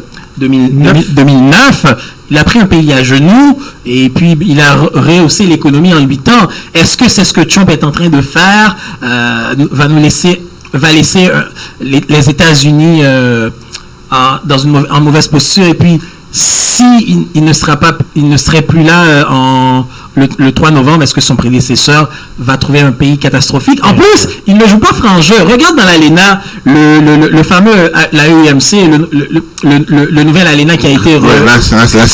Oui, la EMC, ou peu importe comment qu'on l'appelle. Accord Canada, États-Unis, Mexique. l'accord est entré en vigueur à la fête du Canada, le 1er juillet, mercredi de cette semaine. Déjà là, il parle d'augmenter, de mettre une taxe sur l'acier, sur l'aluminium. Donc, il ne joue pas franc jeu, ce gars-là. Il est dangereux. Donc, comme je te l'ai dit, Vladimir, il change d'idée à tout instant. Mais il faudrait qu'il arrête. Arrêtez-le, quelqu'un! Arrêtez-le! Ce qu'il dit, ça ne veut pas dire ce qu'il va faire. Non, c'est parce que le problème, l'économie canadienne est en grande partie axée sur l'économie américaine. Parce que, premièrement, c'est notre partenaire commercial. Pas loin de 100 milliards de dollars de commerce avec les États-Unis. C'est pas rien. La CE et Vladimir, c'est 700 et 800 milliards de dollars. C'est comme transaction entre les trois pays. C'est beaucoup. Oui. C'est beaucoup. Et puis quand même, c'est presque 500 millions d'habitants en même temps. Ben, effectivement. Avec ces trois pays-là. Pays réunis. Oui. Puis moi, je conçois mal qu'on laisse un président comme ça briser l'économie. Pas juste actuelle, mais surtout future. Parce que s'il n'est pas capable de gérer la pandémie, puis il parle de l'économie. Mais Vladimir, la puissance numéro 1 des États-Unis est menacée au moment que nous parlons. Regarde, Gary, les États-Unis, tous les présidents républicains, pour se sortir d'une crise, il faut quasiment créer une guerre pour que l'armement marche et que là, le peuple se sent. Et puis là, on est prêt à aller à la guerre. Puis là, il y a un commun accord et tout le monde se met ensemble pour être capable de combattre ces choses. Maintenant, il y a une guerre. Il y a une guerre qui est là. C'est une guerre mondiale. C'est contre le COVID-19. Il ne se tient même pas debout. Il ne protège même pas les siens. Protéger les tiens, ce n'est pas aller détruire, briser à l'extérieur, c'est de préserver aussi ce que tu as. C'est Gary, toi qui es économiste, là, le PIB, le produit intérieur brut des États-Unis, c'est à peu près 23 000 milliards de dollars. Mais il a également une dette de 23 000 milliards de dollars aussi. Maintenant, oui. 100%. Parce que c'est pas un bon économiste. Regarde, le Japon est pire, là, à 227%, la dette par rapport au PIB. Même la France aussi, ils sont tous au-dessus de 100%. Là. La France, l'Allemagne, l'Angleterre. Tu sais, la meilleure économie mondiale, présentement, c'est le Canada. C'est le Canada. C'est en dessous de 50%. Oui. Donc, tandis que la Chine aussi, quand même deuxième. Dette par rapport au PIB, 60%. Donc, quand même, nous sommes très, très bien positionnés au Canada. Alors, le rêve américain que tout le monde, à travers la planète, croit que c'est les États-Unis, c'est le rêve américain. Non. Maintenant, il faut comprendre que maintenant, c'est le rêve canadien. Parce que l'immigration va s'en venir, comme j'ai dit la semaine passée. C'est le Canada qui va avoir le plus haut taux d'immigration, mais pas seulement des gens qui n'ont pas le choix, qui sont venus ici parce qu'ils ont été refusés ailleurs, mais c'est par choix qu'ils vont venir au Canada, parce que pendant cette crise, le premier ministre, le gouvernement n'a laissé tomber personne, y compris les entreprises, y compris les banques. Et en tout cas, au Canada, oui, mais peut-être pas au Québec, Vladimir. Oui, mais nous sommes Canadiens. Ces immigrants-là, peut-être ils vont venir au Canada, mais non au Québec. Oui, mais le pays qu'on vit, c'est le Canada. Fait que notre force est... Au Québec, présentement, on ne veut pas trop d'immigrants. Oui, mais par contre, il faudrait... Est-ce que le gouvernement du Québec va se rendre compte que dans pas long, il va y avoir... Il commence à avoir... une urgence. Une urgence au niveau de l'emploi, parce qu'il y a des gens qui partent en retraite. Depuis la COVID, j'ai lu la semaine dernière, des professeurs, des enseignants précipitent leur retraite. Des gens qui auraient dû prendre leur retraite dans 5 ans, ils prennent leur retraite là. Il y en a qui vont prendre leur retraite dans 1 an, dans 2 ans. Ces professeurs-là, ces classes-là qui vont être vides d'enseignants, on fera quoi avec? Non, c'est parce que ces gens-là ont pris conscience que il y a un prix pour la qualité de vie. Ils se sont rendus compte avec cet événement que la vie est précieuse. Il leur reste beaucoup moins de temps à faire qu'ils en ont fait, Vladimir. Absolument. Alors, les gens ont pris conscience que, regarde, j'ai fait comme 25 ans être enseignant, mais là, peut-être que les 20 prochaines années qui me restent, je vais peut-être le penser à moi, à bien vivre, à réaliser aussi mes projets, mes réalisations personnelles. Mais surtout si on est capable de travailler à distance, c'est vrai, Hugues. Ben oui. On l'a vu maintenant, non, quand il y a à distance, c'est-à-dire qu'on l'a vu, on commence à acheter des condos à Mont-Tremblant, ça veut dire on prend notre petite retraite bien bien facile, comme ça on se met dans ce coin-là, puis on travaille. Si le gouvernement pense bien, et les entreprises, ils voient présentement qu'ils payent des loyers exorbitants dans le centre-ville pour louer des bureaux, et ils ont des employés qui ont 15, 20 ans ou 10 ans d'expérience. Garde ceux-là à la maison, ok, laisse-les faire le travail parce qu'ils te coûtent beaucoup moins cher. Ils sont à la retraite, ils sont proches de la retraite. Ça va leur coûter beaucoup moins cher, ils vont pouvoir économiser plus parce qu'ils n'ont plus de voyagement à faire. Embauche des jeunes, puis cet endroit-là que tu as déjà loué, que tu payes déjà un loyer, embauche les jeunes et laisse-les travailler.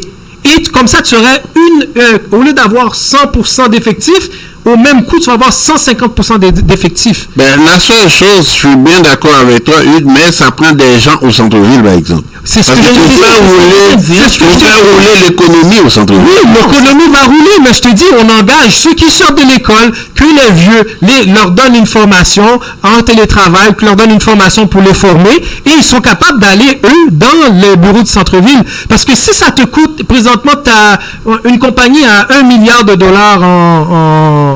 en frais de logement. En frais de logement, puis $2 millions en frais de salaire.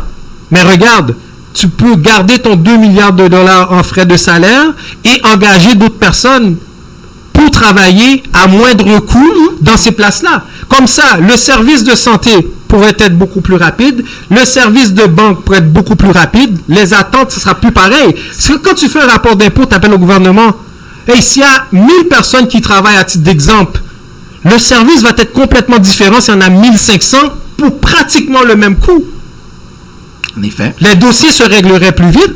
Je connais des juges. Ils font du télétravail à la maison. Ils font la cour avec la vidéoconférence. Vidéoconférence maintenant. Puis c'est une question d'allocation de ressources. Il y aura plus de causes qui pourraient être réglées. Toi qui es comptable et gestionnaire, ça prend juste une bonne gestion des opérations. Non, en effet. Pourquoi on n'arrive pas à le faire au Québec jusqu'à présent? Je l'ignore. Ben, avec l'aide de la COVID, il va y avoir beaucoup de changements, ça c'est sûr. Ben, actuellement, dans le milieu de la santé, on parle beaucoup de télémédecine. Les médecins de famille font des consultations à distance, en télétravail. Je crois que la pandémie vient justement nous démontrer que le télétravail, la télémédecine ont des bienfaits. Tout à l'heure, tu as parlé du centre-ville. Il faut qu'il y ait des gens au centre-ville, mais je crois que actuellement il n'y a pas de tourisme. Le tourisme aussi, quand le tourisme, il y aura comme une relance du tourisme, là. Oui, mais on va pas se baser uniquement sur le tourisme. Si tu veux aller en voyage à quelque part, il y a un grand prix à Montréal ou il y a un grand prix aux États-Unis. On regarde le taux de COVID aux États-Unis, tel pourcentage. Puis au Québec, tel pourcentage. Les gens vont faire des choix judicieux. Pas des choix parce que c'est une destination exotique, mais ils vont penser aussi à leur santé quand ils vont vouloir voyager pour aller à quelque part. Oui, effectivement. Alors, le centre-ville, habituellement, a beaucoup de touristes. Alors, je crois que je ne pense pas que le télétravail va venir affecter le centre-ville de manière grandement. Peut-être au niveau des congestionnements de l'automobile? De l'automobile, mais quand même, quand les tourismes vont revenir, je crois que le centre-ville sera animé. Revivre. Exactement. Oui, mais c'est sûr, à mon avis. C'est sûr que ça ne sera peut-être pas pour cette année. Ou non. 2023, moi je dis. Faut pas être pessimiste quand même. Tu vas trop loin. Moi, je souhaiterais que d'ici 2021, que l'économie reprenne de façon normale. Marlene, tu viens de parler de télétravail. Moi, je suis pour. Mais téléconsultation pour un hôpital, pour mon médecin, moi, j'ai besoin de voir mon médecin parce que si le médecin doit faire... Non, ça se passe bien. Moi, j'ai rencontré mon médecin par télé... Ben oui, il t'envoie le kit à la maison, Madame Tillus. Oui, prenez le stéthoscope. La tension artérielle qui l'a pris. C'est ça. Tu peux pas prendre ta pression artérielle, ta température. Mais en fait, ça dépend de ta problématique. Pour renouveler un médicament, ok, j'ai pas de problème avec ça. Mais si t'envoie faire une prise de sang, puis il voit qu'il y a quelque chose, il va t'appeler, puis il va te prescrire une médication, et puis tu vas chercher. Moi, je trouvais que, parce que me déplacer juste pour me dire, donner des résultats de ma prise de sang, puis d'aller chercher une médication, imaginez. Il ne fait que m'appeler, il me dit ça, et puis je vais à la pharmacie. Et en parlant des urgences, maintenant, les urgences, c'est moins engorgé ou c'est... Ben, c'est retourné, pas mal engorgé encore. Pas mal engorgé. Encore, oui. Durant la COVID, non, mais maintenant, oui. Effectivement, puis il fallait prévoir, parce que les gens, pendant la COVID, beaucoup de dépression, beaucoup de... Mais on avait peur d'y aller à l'hôpital aussi. Ben, c'est clair, ça je peux comprendre. Non, moi, les gens veulent aller à l'hôpital pour pas être malades. Oui, effectivement. Donc, et actuellement, c'est beaucoup de gens en détresse aussi, détresse psychologique, les jeunes, parce que bon, pour mon expérience personnelle, j'ai beaucoup de cas. C'était tranquille durant la pandémie, mars, avril, mais ça reprend. Des jeunes anxieux, des jeunes qui ont fait des psychoses. Donc, ça reprend de plus belle. Vladimir l'a fait, Huawei. Et je pense que Mulroney a pu pas mal Trudeau dans cette affaire-là. Ben c'est sûr, faut pas. Brian Mulroney, ancien premier ministre du Canada, a dit qu'il ne faut pas que que le Canada cède au chantage, aux pressions de la Chine. À un moment donné, le Canada est une puissance aussi, peut-être pas une puissance aussi imposante, une petite puissance entre guillemets, mais c'est un pays du G7. À un moment donné, faut mettre une certaine sanction sur la Chine. Donc, c'est sûr que, premièrement... Peut-être qu'il n'a pas utilisé la Chine, mais cette semaine, il a utilisé le Hong Kong, là, Vladimir. Oui, parce que on sait que... Ça, c'est un petit signal. Tu sais, quand Trudeau, là, il joue délicatement pour ce point. Il joue bien. Il doit être smart. C'est un jeu d'échecs. Oui, il joue bien. Je pense qu'il est très bien conseillé. Puis, au début, quand il était devenu chef du parti, même son premier mandat, Justin Trudeau, on dirait qu'il ne comprenait pas encore la politique. Maintenant, après 4 ans, il pensait que c'était être ami, être gentil, puis avoir des belles chaussettes quand il s'en va faire dans tel pays. Mais maintenant, il commence à comprendre le jeu politique. Il comprend le jeu politique. Et regarde, là, ce ne sont pas tes amis. Ben, exactement. Ce sont des partenaires d'affaires, mais ce ne sont pas des amis. Étant donné que le professeur n'est pas là aujourd'hui, il est encore malade, mais je lui ai quand même parlé hier, donc de mieux en mieux, probablement dans 2 à 3 semaines, il va être parmi nous. Et Vladimir, le professeur a l'habitude de dire qu'il n'y a pas de philanthropie en politique. C'est vrai, on ne fera que donner raison au professeur. Si Justin Trudeau veut faire... Parce que je pense que s'il continue à bien jouer sa game, il pourra bien passer dans l'histoire. Il joue extrêmement bien. Il ne joue pas aux dames, il joue aux échecs. C'est lent, mais chaque mouvement, pour moi, maintenant est stratégique de son côté. Tant à l'interne qu'à l'externe. Effectivement. Puis, le Canada a toujours été bon en termes de diplomatie. Donc, je trouve que c'est la force du Canada, la diplomatie. C'est sa force. On peut dire, on se rappelle ce qui était arrivé en Iran, voilà plusieurs années. C'est à cause de la force du Canada que les Américains avaient pu sortir de l'Iran. Puis je pense que malgré ça, peut-être qu'on devrait rappeler cette histoire à Donald Trump. Peut-être qu'il aurait dû avoir plus de respect pour le Canada. Parce que si un partenaire commercial, je comprends qu'il n'y a pas de philanthropie, mais un accord. Quand même, c'est un ami, là. Un voisin. Ce sont des alliés. C'est un voisin. Je n'appelle même pas ça un ami, un voisin. C'est ça. Mais, puis, Vladimir, le Canada, encore une fois, je parle d'immigration. On a tellement de territoires. C'est vide. C'est un pays vide. Fait que on pourrait être aussi gros que les États-Unis.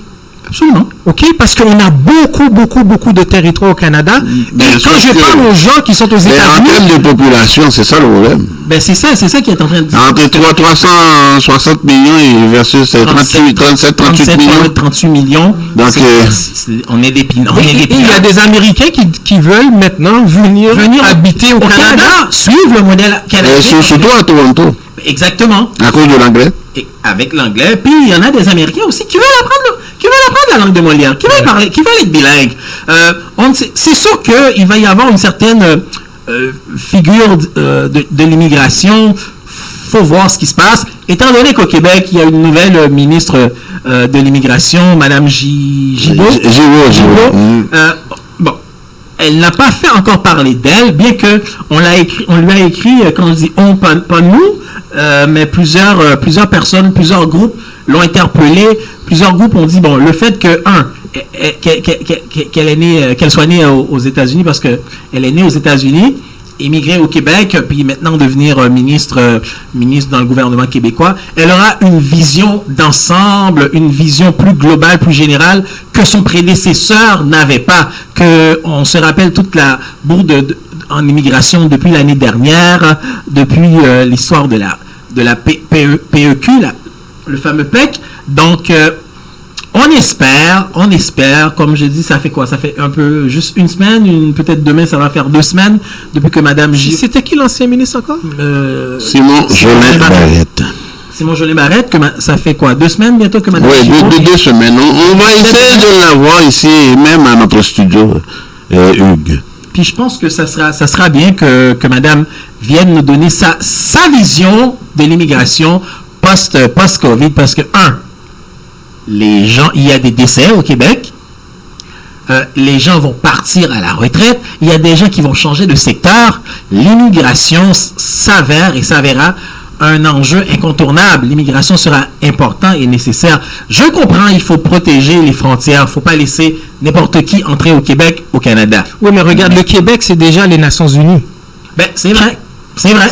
Regarde le Québec, c'est les Nations Unies. Si regarde Montréal, on parle à diversité de communautés. C'est une belle communauté que nous avons. Mais malheureusement, notre premier ministre dit qu'il n'y a pas de problème de racisme. En tout cas, j'espère qu'elle va lui dire, regarde, voici d'où je viens, voici comment ça se passe, voici ce que j'ai remarqué que toi, tu n'as peut-être pas vu. Ça se peut. En tout cas, j'ose espérer que... En tout cas, je ne vais pas retenir là-dessus, mais selon Maître Bérard, il travaille pour sa base. Oui, c'est vrai que Maître Bérard l'avait dit, puis on vient de voir Maître Maître Nada qui vient... Maître Nada, on va dire Maître Nada. Ça va être très possible. Maître Nada qui a parlé tantôt, l'a mentionné encore. Alors, si la chose est palpable, est visible, est audible dans les oreilles de tout le monde, à la vue de tout le monde, pourquoi le premier ministre du Québec met ses lunettes roses? Il faut appeler un chat un chat. Regardez, il me semble qu'il est le premier ministre des Québécois. Il dit ça, il admettra qu'il y a du racisme systémique. La population québécoise, dans son ensemble, en tout cas, la grande communauté québécoise, va applaudir le premier ministre. En tout cas, M. Legault, il a peut-être mal compris. Il a peut-être mal compris. Il n'y a peut-être pas de racisme à Québec, mais nous, on parlait au Québec. On parlait de la province, pas de la petite ville où ce qui est son parlement, là. Pas la ville de Québec. En tout cas, monsieur, une pause publicitaire s'impose.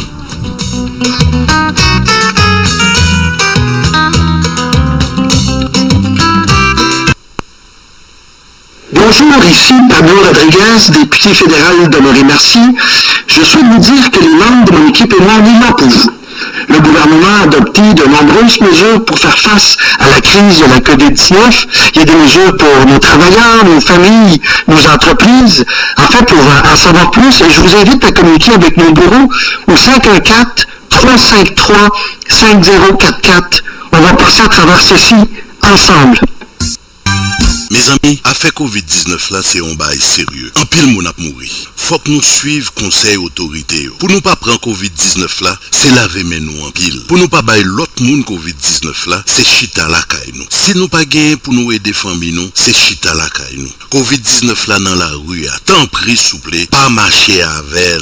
Autorisé et payé par Emmanuel Dubourg, député fédéral de Bourassa. 514-323-1212. X-Wash. Voulez-vous éviter toutes les traces du coronavirus? Essayez ce nouveau produit, X-Wash. X-Wash permet un lavage des mains impeccable. X-Wash tue tous les virus et combat même le corona. Pour un nettoyage en profondeur, X-Wash, c'est la solution. Pour vous le procurer, composez le 514-552-6080. 514-552-6080. X-Wash. C'est exact. Oh ouais! megameuble.com. Vous voulez économiser? Vous voulez vraiment économiser? Venez nous voir chez Megameuble. On a tout pour la maison. Salon, chambre, cuisine, appareils électroménagers, matelas, meubles pour enfants. On a tout pour la main à de bons prix. Megameuble, c'est la solution. Megameuble, sur l'Angelier Coin Bombardier à Saint-Léonard. Megameuble.com.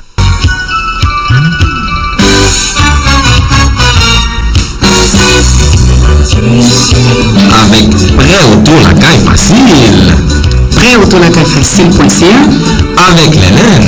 Effectivement, avec l'Hélène, l'une de nos animatrices ici même à l'émission L'Heure Vertière au 1570 AM. Que vous ayez un mauvais crédit, aucun cas refusé. Approbation garantie à 100%.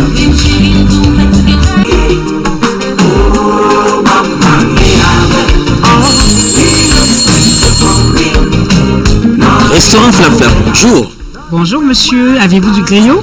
Absolument madame, c'est notre spécialité. Et je tiens à vous annoncer qu'à l'achat d'un plat de poulet ou de griot au prix régulier, vous obtenez 50% de rabais sur le deuxième plat. Waouh, c'est intéressant. Bien sûr, et je tiens également à vous annoncer que le vendredi et samedi, nous avons du lalo et ce même samedi, le bouillon consommé. Et où êtes-vous situé?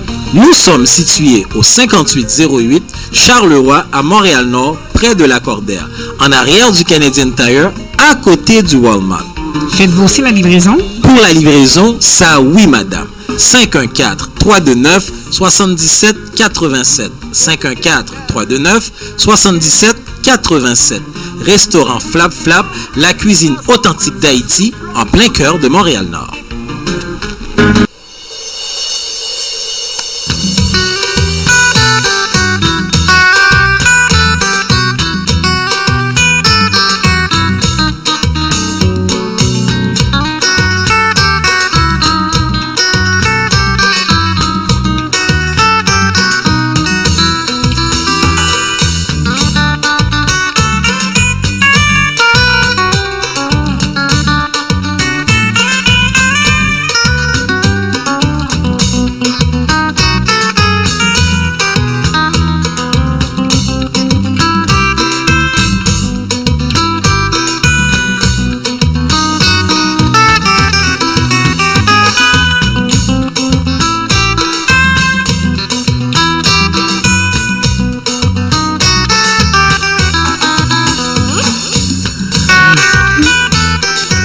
Recevoir directement en Haïti avec le docteur Jean-Yvon Pierre qui va nous parler de l'AVC. Bonjour docteur Jean-Yvon. Et bonsoir Jean-David, bonsoir Vladimir, bonsoir Hugues, bonsoir Stéphanie, bonsoir Montréal. Salut aux auditrices et auditeurs de la radio hertzienne, particulièrement les fans de la rubrique La santé c'est richesse. Une rubrique patronnée par mon argent, mon comptable, de M. Jean-Gary Cadet, comptable professionnel agréé pour tous vos besoins en comptabilité, qualité et impôts. Montréal, Québec, 514 605 62 24. La santé et richesse vous est présentée par Dr Jean-Yvon Pierre, docteur en médecine chinoise et acupuncture, ingénieur agronome, avec la collaboration de Hérodia Lazare et Rosivan Pierre. Aujourd'hui, nous allons parler des signes d'alerte de l'AVC, accident vasculaire cérébral ou stroke. Un accident vasculaire cérébral se produit lorsqu'un vaisseau sanguin qui alimente le cerveau est hostillé ou éclatant. À ne pas confondre avec une crise cardiaque qui survient lorsque le flux sanguin vers une partie du cœur est bloqué, généralement par un caillot de sang. Conséquence de l'AVC vasculaire cérébral, accident vasculaire cérébral, une victime sur 5 décède dans le mois qui suit, une sur 3 garde des séquelles pour toute leur vie, et beaucoup d'entre elles meurent sur place. Il existe 2 types d'AVC. Les AVC hémorragiques, lorsqu'il y a rupture d'une artère de vaisseau sanguin qui entraîne une hémorragie intracérébrale. Il y a aussi des AVC ischémiques, lorsqu'une artère est bouchée par un caillot, ce qui bloque la circulation sanguine. Un accident ischémique peut être transitoire ou durable. transitoire, cela veut dire que les symptômes sont brefs et durent moins de 24 heures. Ce sont tous les signes de stroke, d'un AVC, mais la personne se reprend normalement le lendemain. C'est comme s'il n'y avait rien, comme si de rien n'était. Mais cependant, il ne faut pas négliger les accidents ischémiques transitoires que l'on appelle couramment mini-stroke, parce qu'ils peuvent conduire à des accidents ischémiques durables, infarctus cérébraux, dont les symptômes persistent et provoquent des séquelles physiques et intellectuelles. La prévention de l'AVC consiste essentiellement à reconnaître et gérer les symptômes des accidents ischémiques transitoires. Encore, pour les accidents ischémiques transitoires, ce sont tous les symptômes de stroke, mais ces symptômes-là durent seulement 24 heures et la personne reprend son cours normal, même si l'hypertension peut encore persister.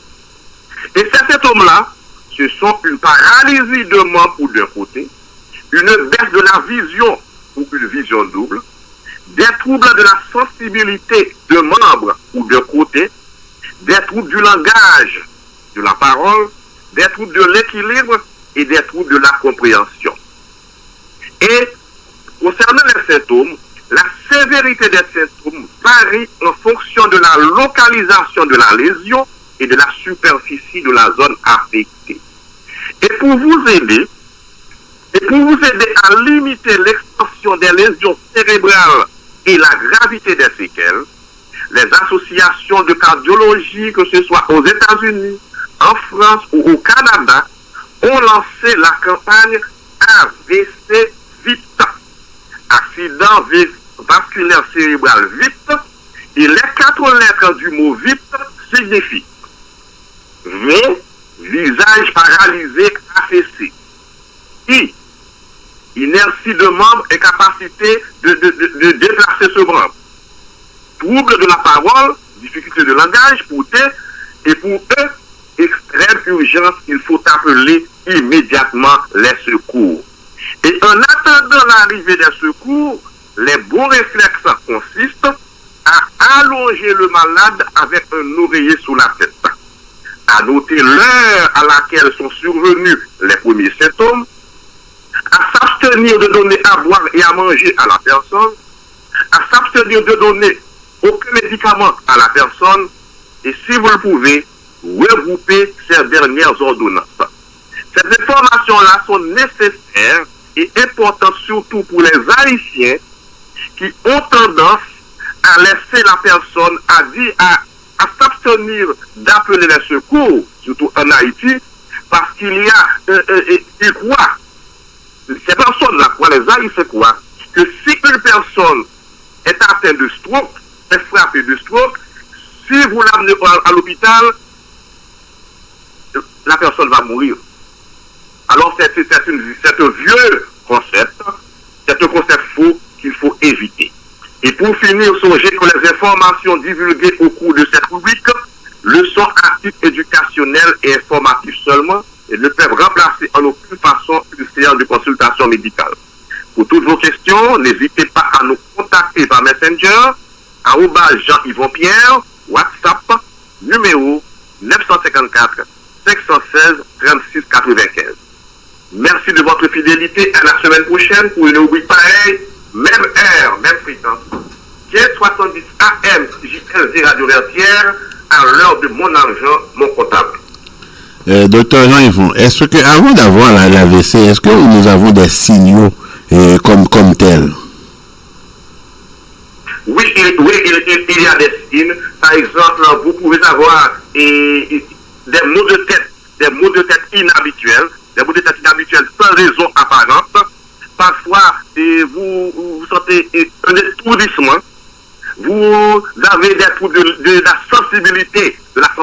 Il y a des zones de l'organisme du corps qui deviennent comme anesthésiées. Parfois, vous avez des problèmes à déplacer les membres. Il y a une faiblesse au niveau des articulations. Ce sont des signes avant-coureurs du stroke qu'il faut prendre en compte, surtout si on est hypertendu. Et puis, il faut ajouter aussi que la vision commence abaissé de façon considérable. Parfois, il y a une vision double, c'est que vous voyez les lettres en deux, et parfois la baisse de la vision est unilatérale ou bilatérale. Docteur Yvon, yes. J'ai une question. Ou dit qu'on s'attend que nous avons un caillot qui obstrue la circulation du sang des caillots. Est-ce que gon bagay que nous capables de boire, gon thé, gon feuille, qui ça nous capables de manger pour aider la circulation du sang, à part de nous connaissons que nous haïtiens nous aimons prendre thé associé? Ok, pour circulation sang, ou bien ginkgo biloba, ou bien gingembre, ou bien l'ail, tout ça, même c'est blood thinner, c'est des bagailles qui rendent, ok, des fluidificateurs du sang. Ce sont des bagailles qui rendent le sang genre périquide, qui empêche la formation de caillots et qui quand même détruit caillots en dedans, dans venio, dans l'artère. Alors nous disons trois bagailles essentielles, c'est l'ail, et gingembre, et puis il y a ginkgo biloba. Ok. Ça veut dire que là, mon qui va manger, qui prend option là, il va obligé de dépenser l'argent dans ce cop avec patate de surplus. Parce que, il dit là, il a bon, il est bon pour le corps, mais il est aussi comme mauvaise haleine. Ah oui, et effectivement, donc, là, ça dit que ça fait pour pas prendre l'argent. Faut pas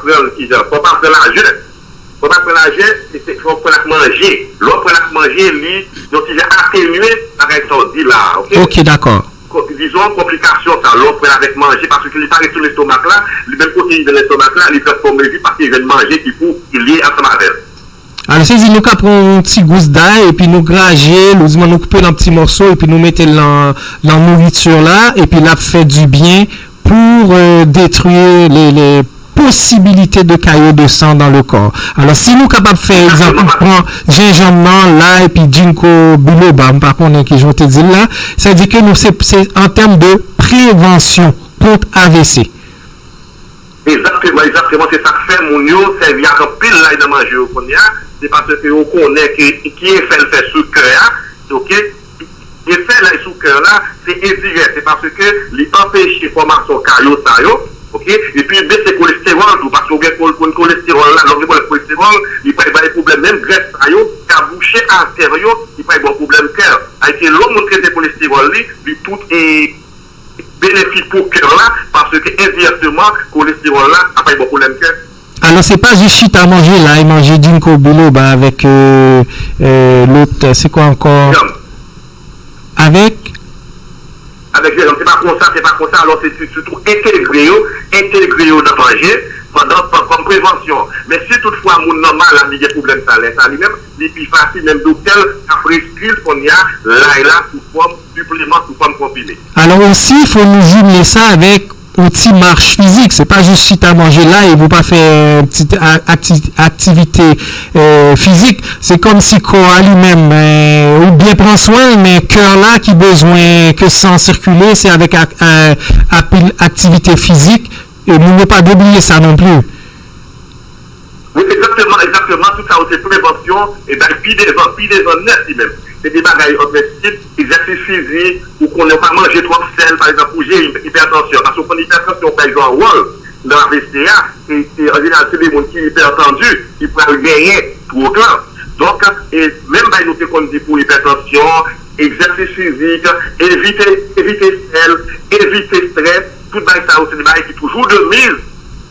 Notre cas, et ça dans les préventions AVC. D'accord. Merci beaucoup, docteur Yvon. Fait que, baron qu'il est wabvini, mais si nous voulons, si vous voulez venir, c'est gueuler sans bateau wabvini, parce que pas grave de voler. En tout cas, nous sommes, et nous espérons, nous espoir. D'accord. D'accord, merci.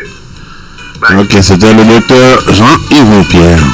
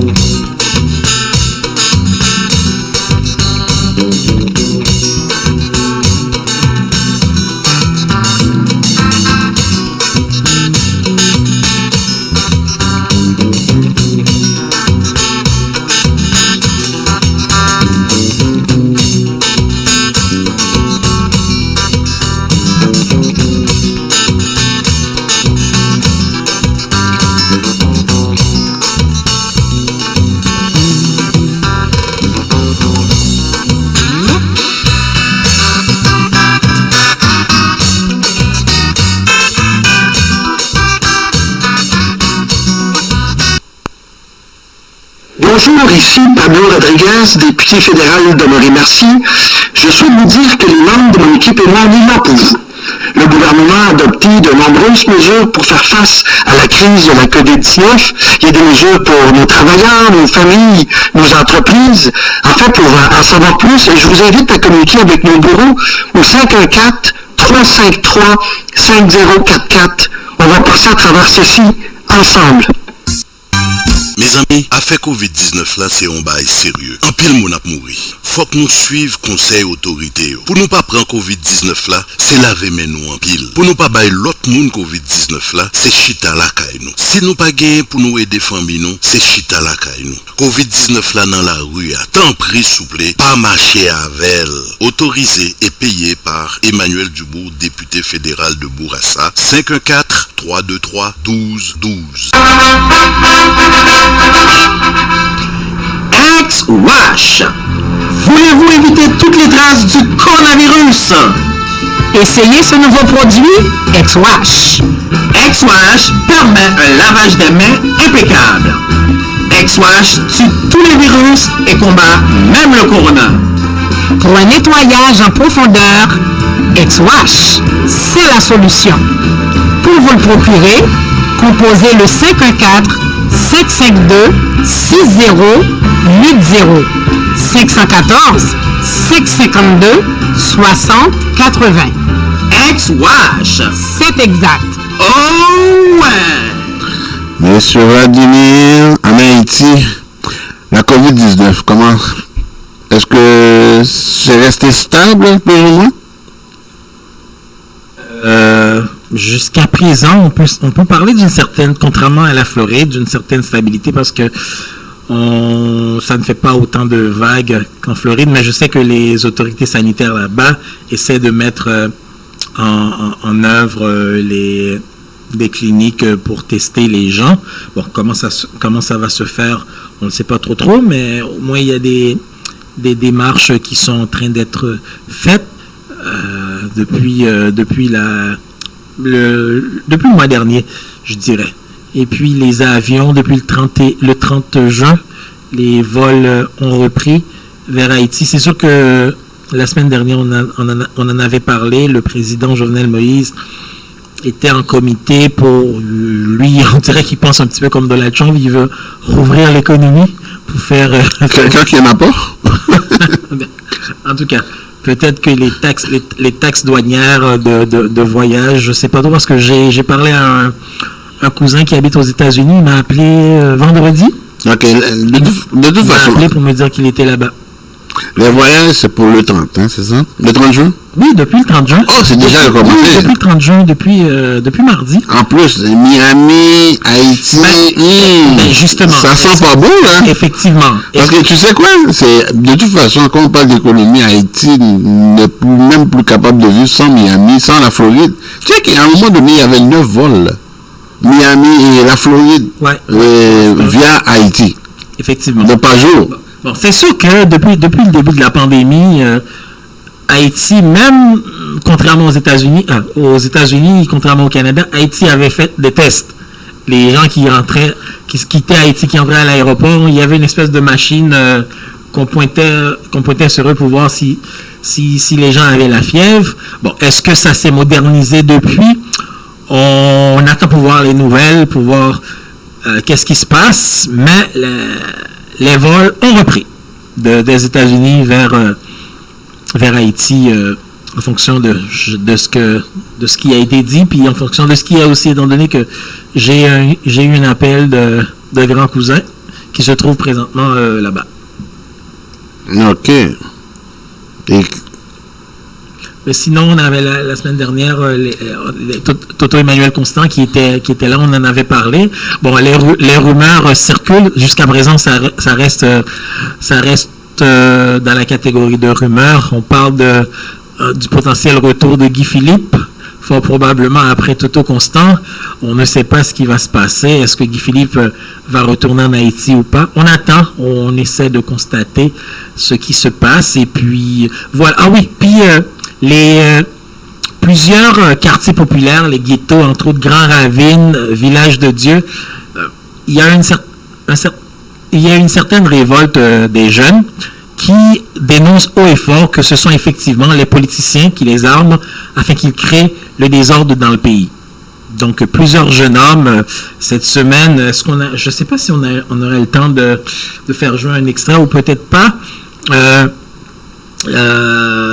plusieurs protestations à ce niveau-là. Bon, il y a toujours des protestations en Haïti. On parle de protestations contre Jovenel Moïse, il faut qu'il quitte le pouvoir pour 2021, mais surtout les jeunes, les jeunes hommes, les jeunes de entre 18 et 30 ans commencent à parler, commencent à dénoncer le fait que c'est pas eux autres qui s'arment eux-mêmes, ce sont les députés, surtout plusieurs députés, plusieurs sénateurs sont pointés du doigt. Qu'il s'agisse des députés du pouvoir, députés sénateurs du pouvoir, surtout il y aura un grand nombre de députés sénateurs de l'opposition qui ne veut pas laisser rouler le pays.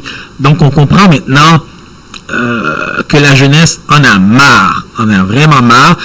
Il commence à comprendre que les politiciens ne sont pas dans leur intérêt. Donc, parce qu'ils ont dénoncé, il n'y a pas d'école, il n'y a pas de travail. Ils ne veulent pas qu'on s'éduque. Parce que s'ils nous aimaient, s'ils aimaient autant le pays que ça, ils mettraient des écoles professionnelles, ils mettraient des écoles... Ils auraient pu terminer leur études classiques, leur terminale. Moi, Vladimir, je dis souvent qu'en Haïti, il y a tellement de problèmes. C'est comme en éducation. Bon, on sait qu'il y a des problèmes en éducation. En la santé, on sait aussi. La justice, on a tellement de problèmes, on ne sait même pas par où commencer. Et comme je l'ai dit dernièrement, on n'a pas le choix de commencer, par le commencement, et de pratiquement toucher les problèmes, soit simultanément, vraiment back à back, l'un à la suite de l'autre, ou en même temps. Simultanément, c'est facile à dire. Ou en même temps. Mais c'est pas si facile à faire. Comme on a un petit problème d'argent, on a un problème de PIB, 9 milliards, c'est pas beaucoup d'argent pour un pays. Donc, faut trouver une façon pour augmenter la croissance de ce pays-là. Parce que on peut pas rester en bas de 10 millions comme ça, là, de PIB. Alors, une des solutions possibles, à mon sens, qu'on fasse en sorte que la diaspora aille investir là-bas. Haïti a une richesse. Actuellement. C'est clair. Haïti a plusieurs richesses. Plusieurs richesses. Mais on en a une qu'on n'exploite pas. Les ressources humaines? Bon, il y en a tellement, les ressources humaines. Mais on n'a pas de dette. C'est une richesse. On n'a pas de dette, c'est une richesse. Il faut s'endetter. Il faut carrément s'endetter dans ce pays-là. Quand on dit s'endetter, regarde, on l'a vu dans les États-Unis, quoi. 23 000 milliards de PIB, la dette de 23 000 milliards, 100%.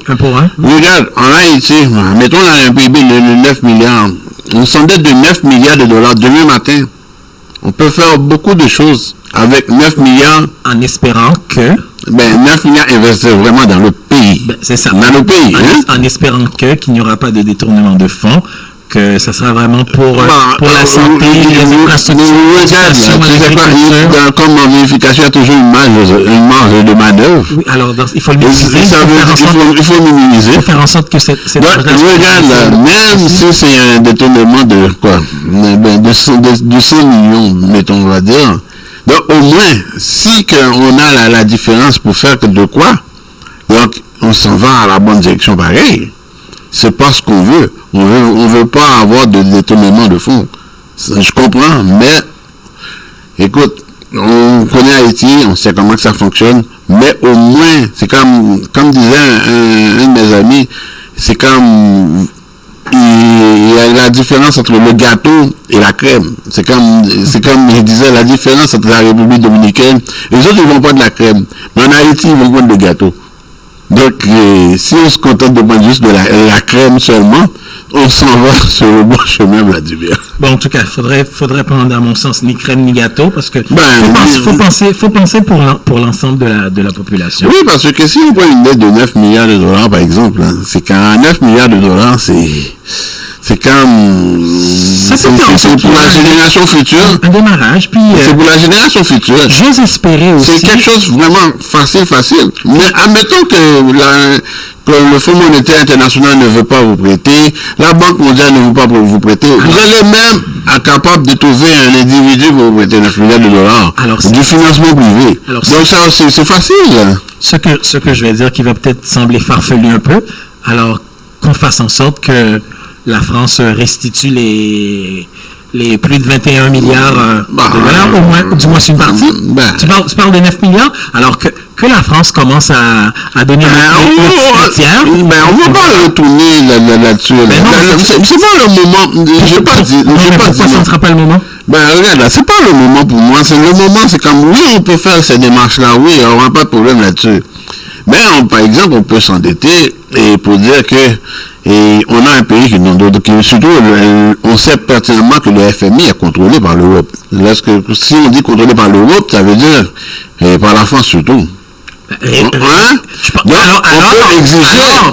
peut exiger justement au Fonds monétaire international. Je suis allé là, au FMI. Oui, au FMI. Alors, là, on parle le même langage. Oui. On est d'accord.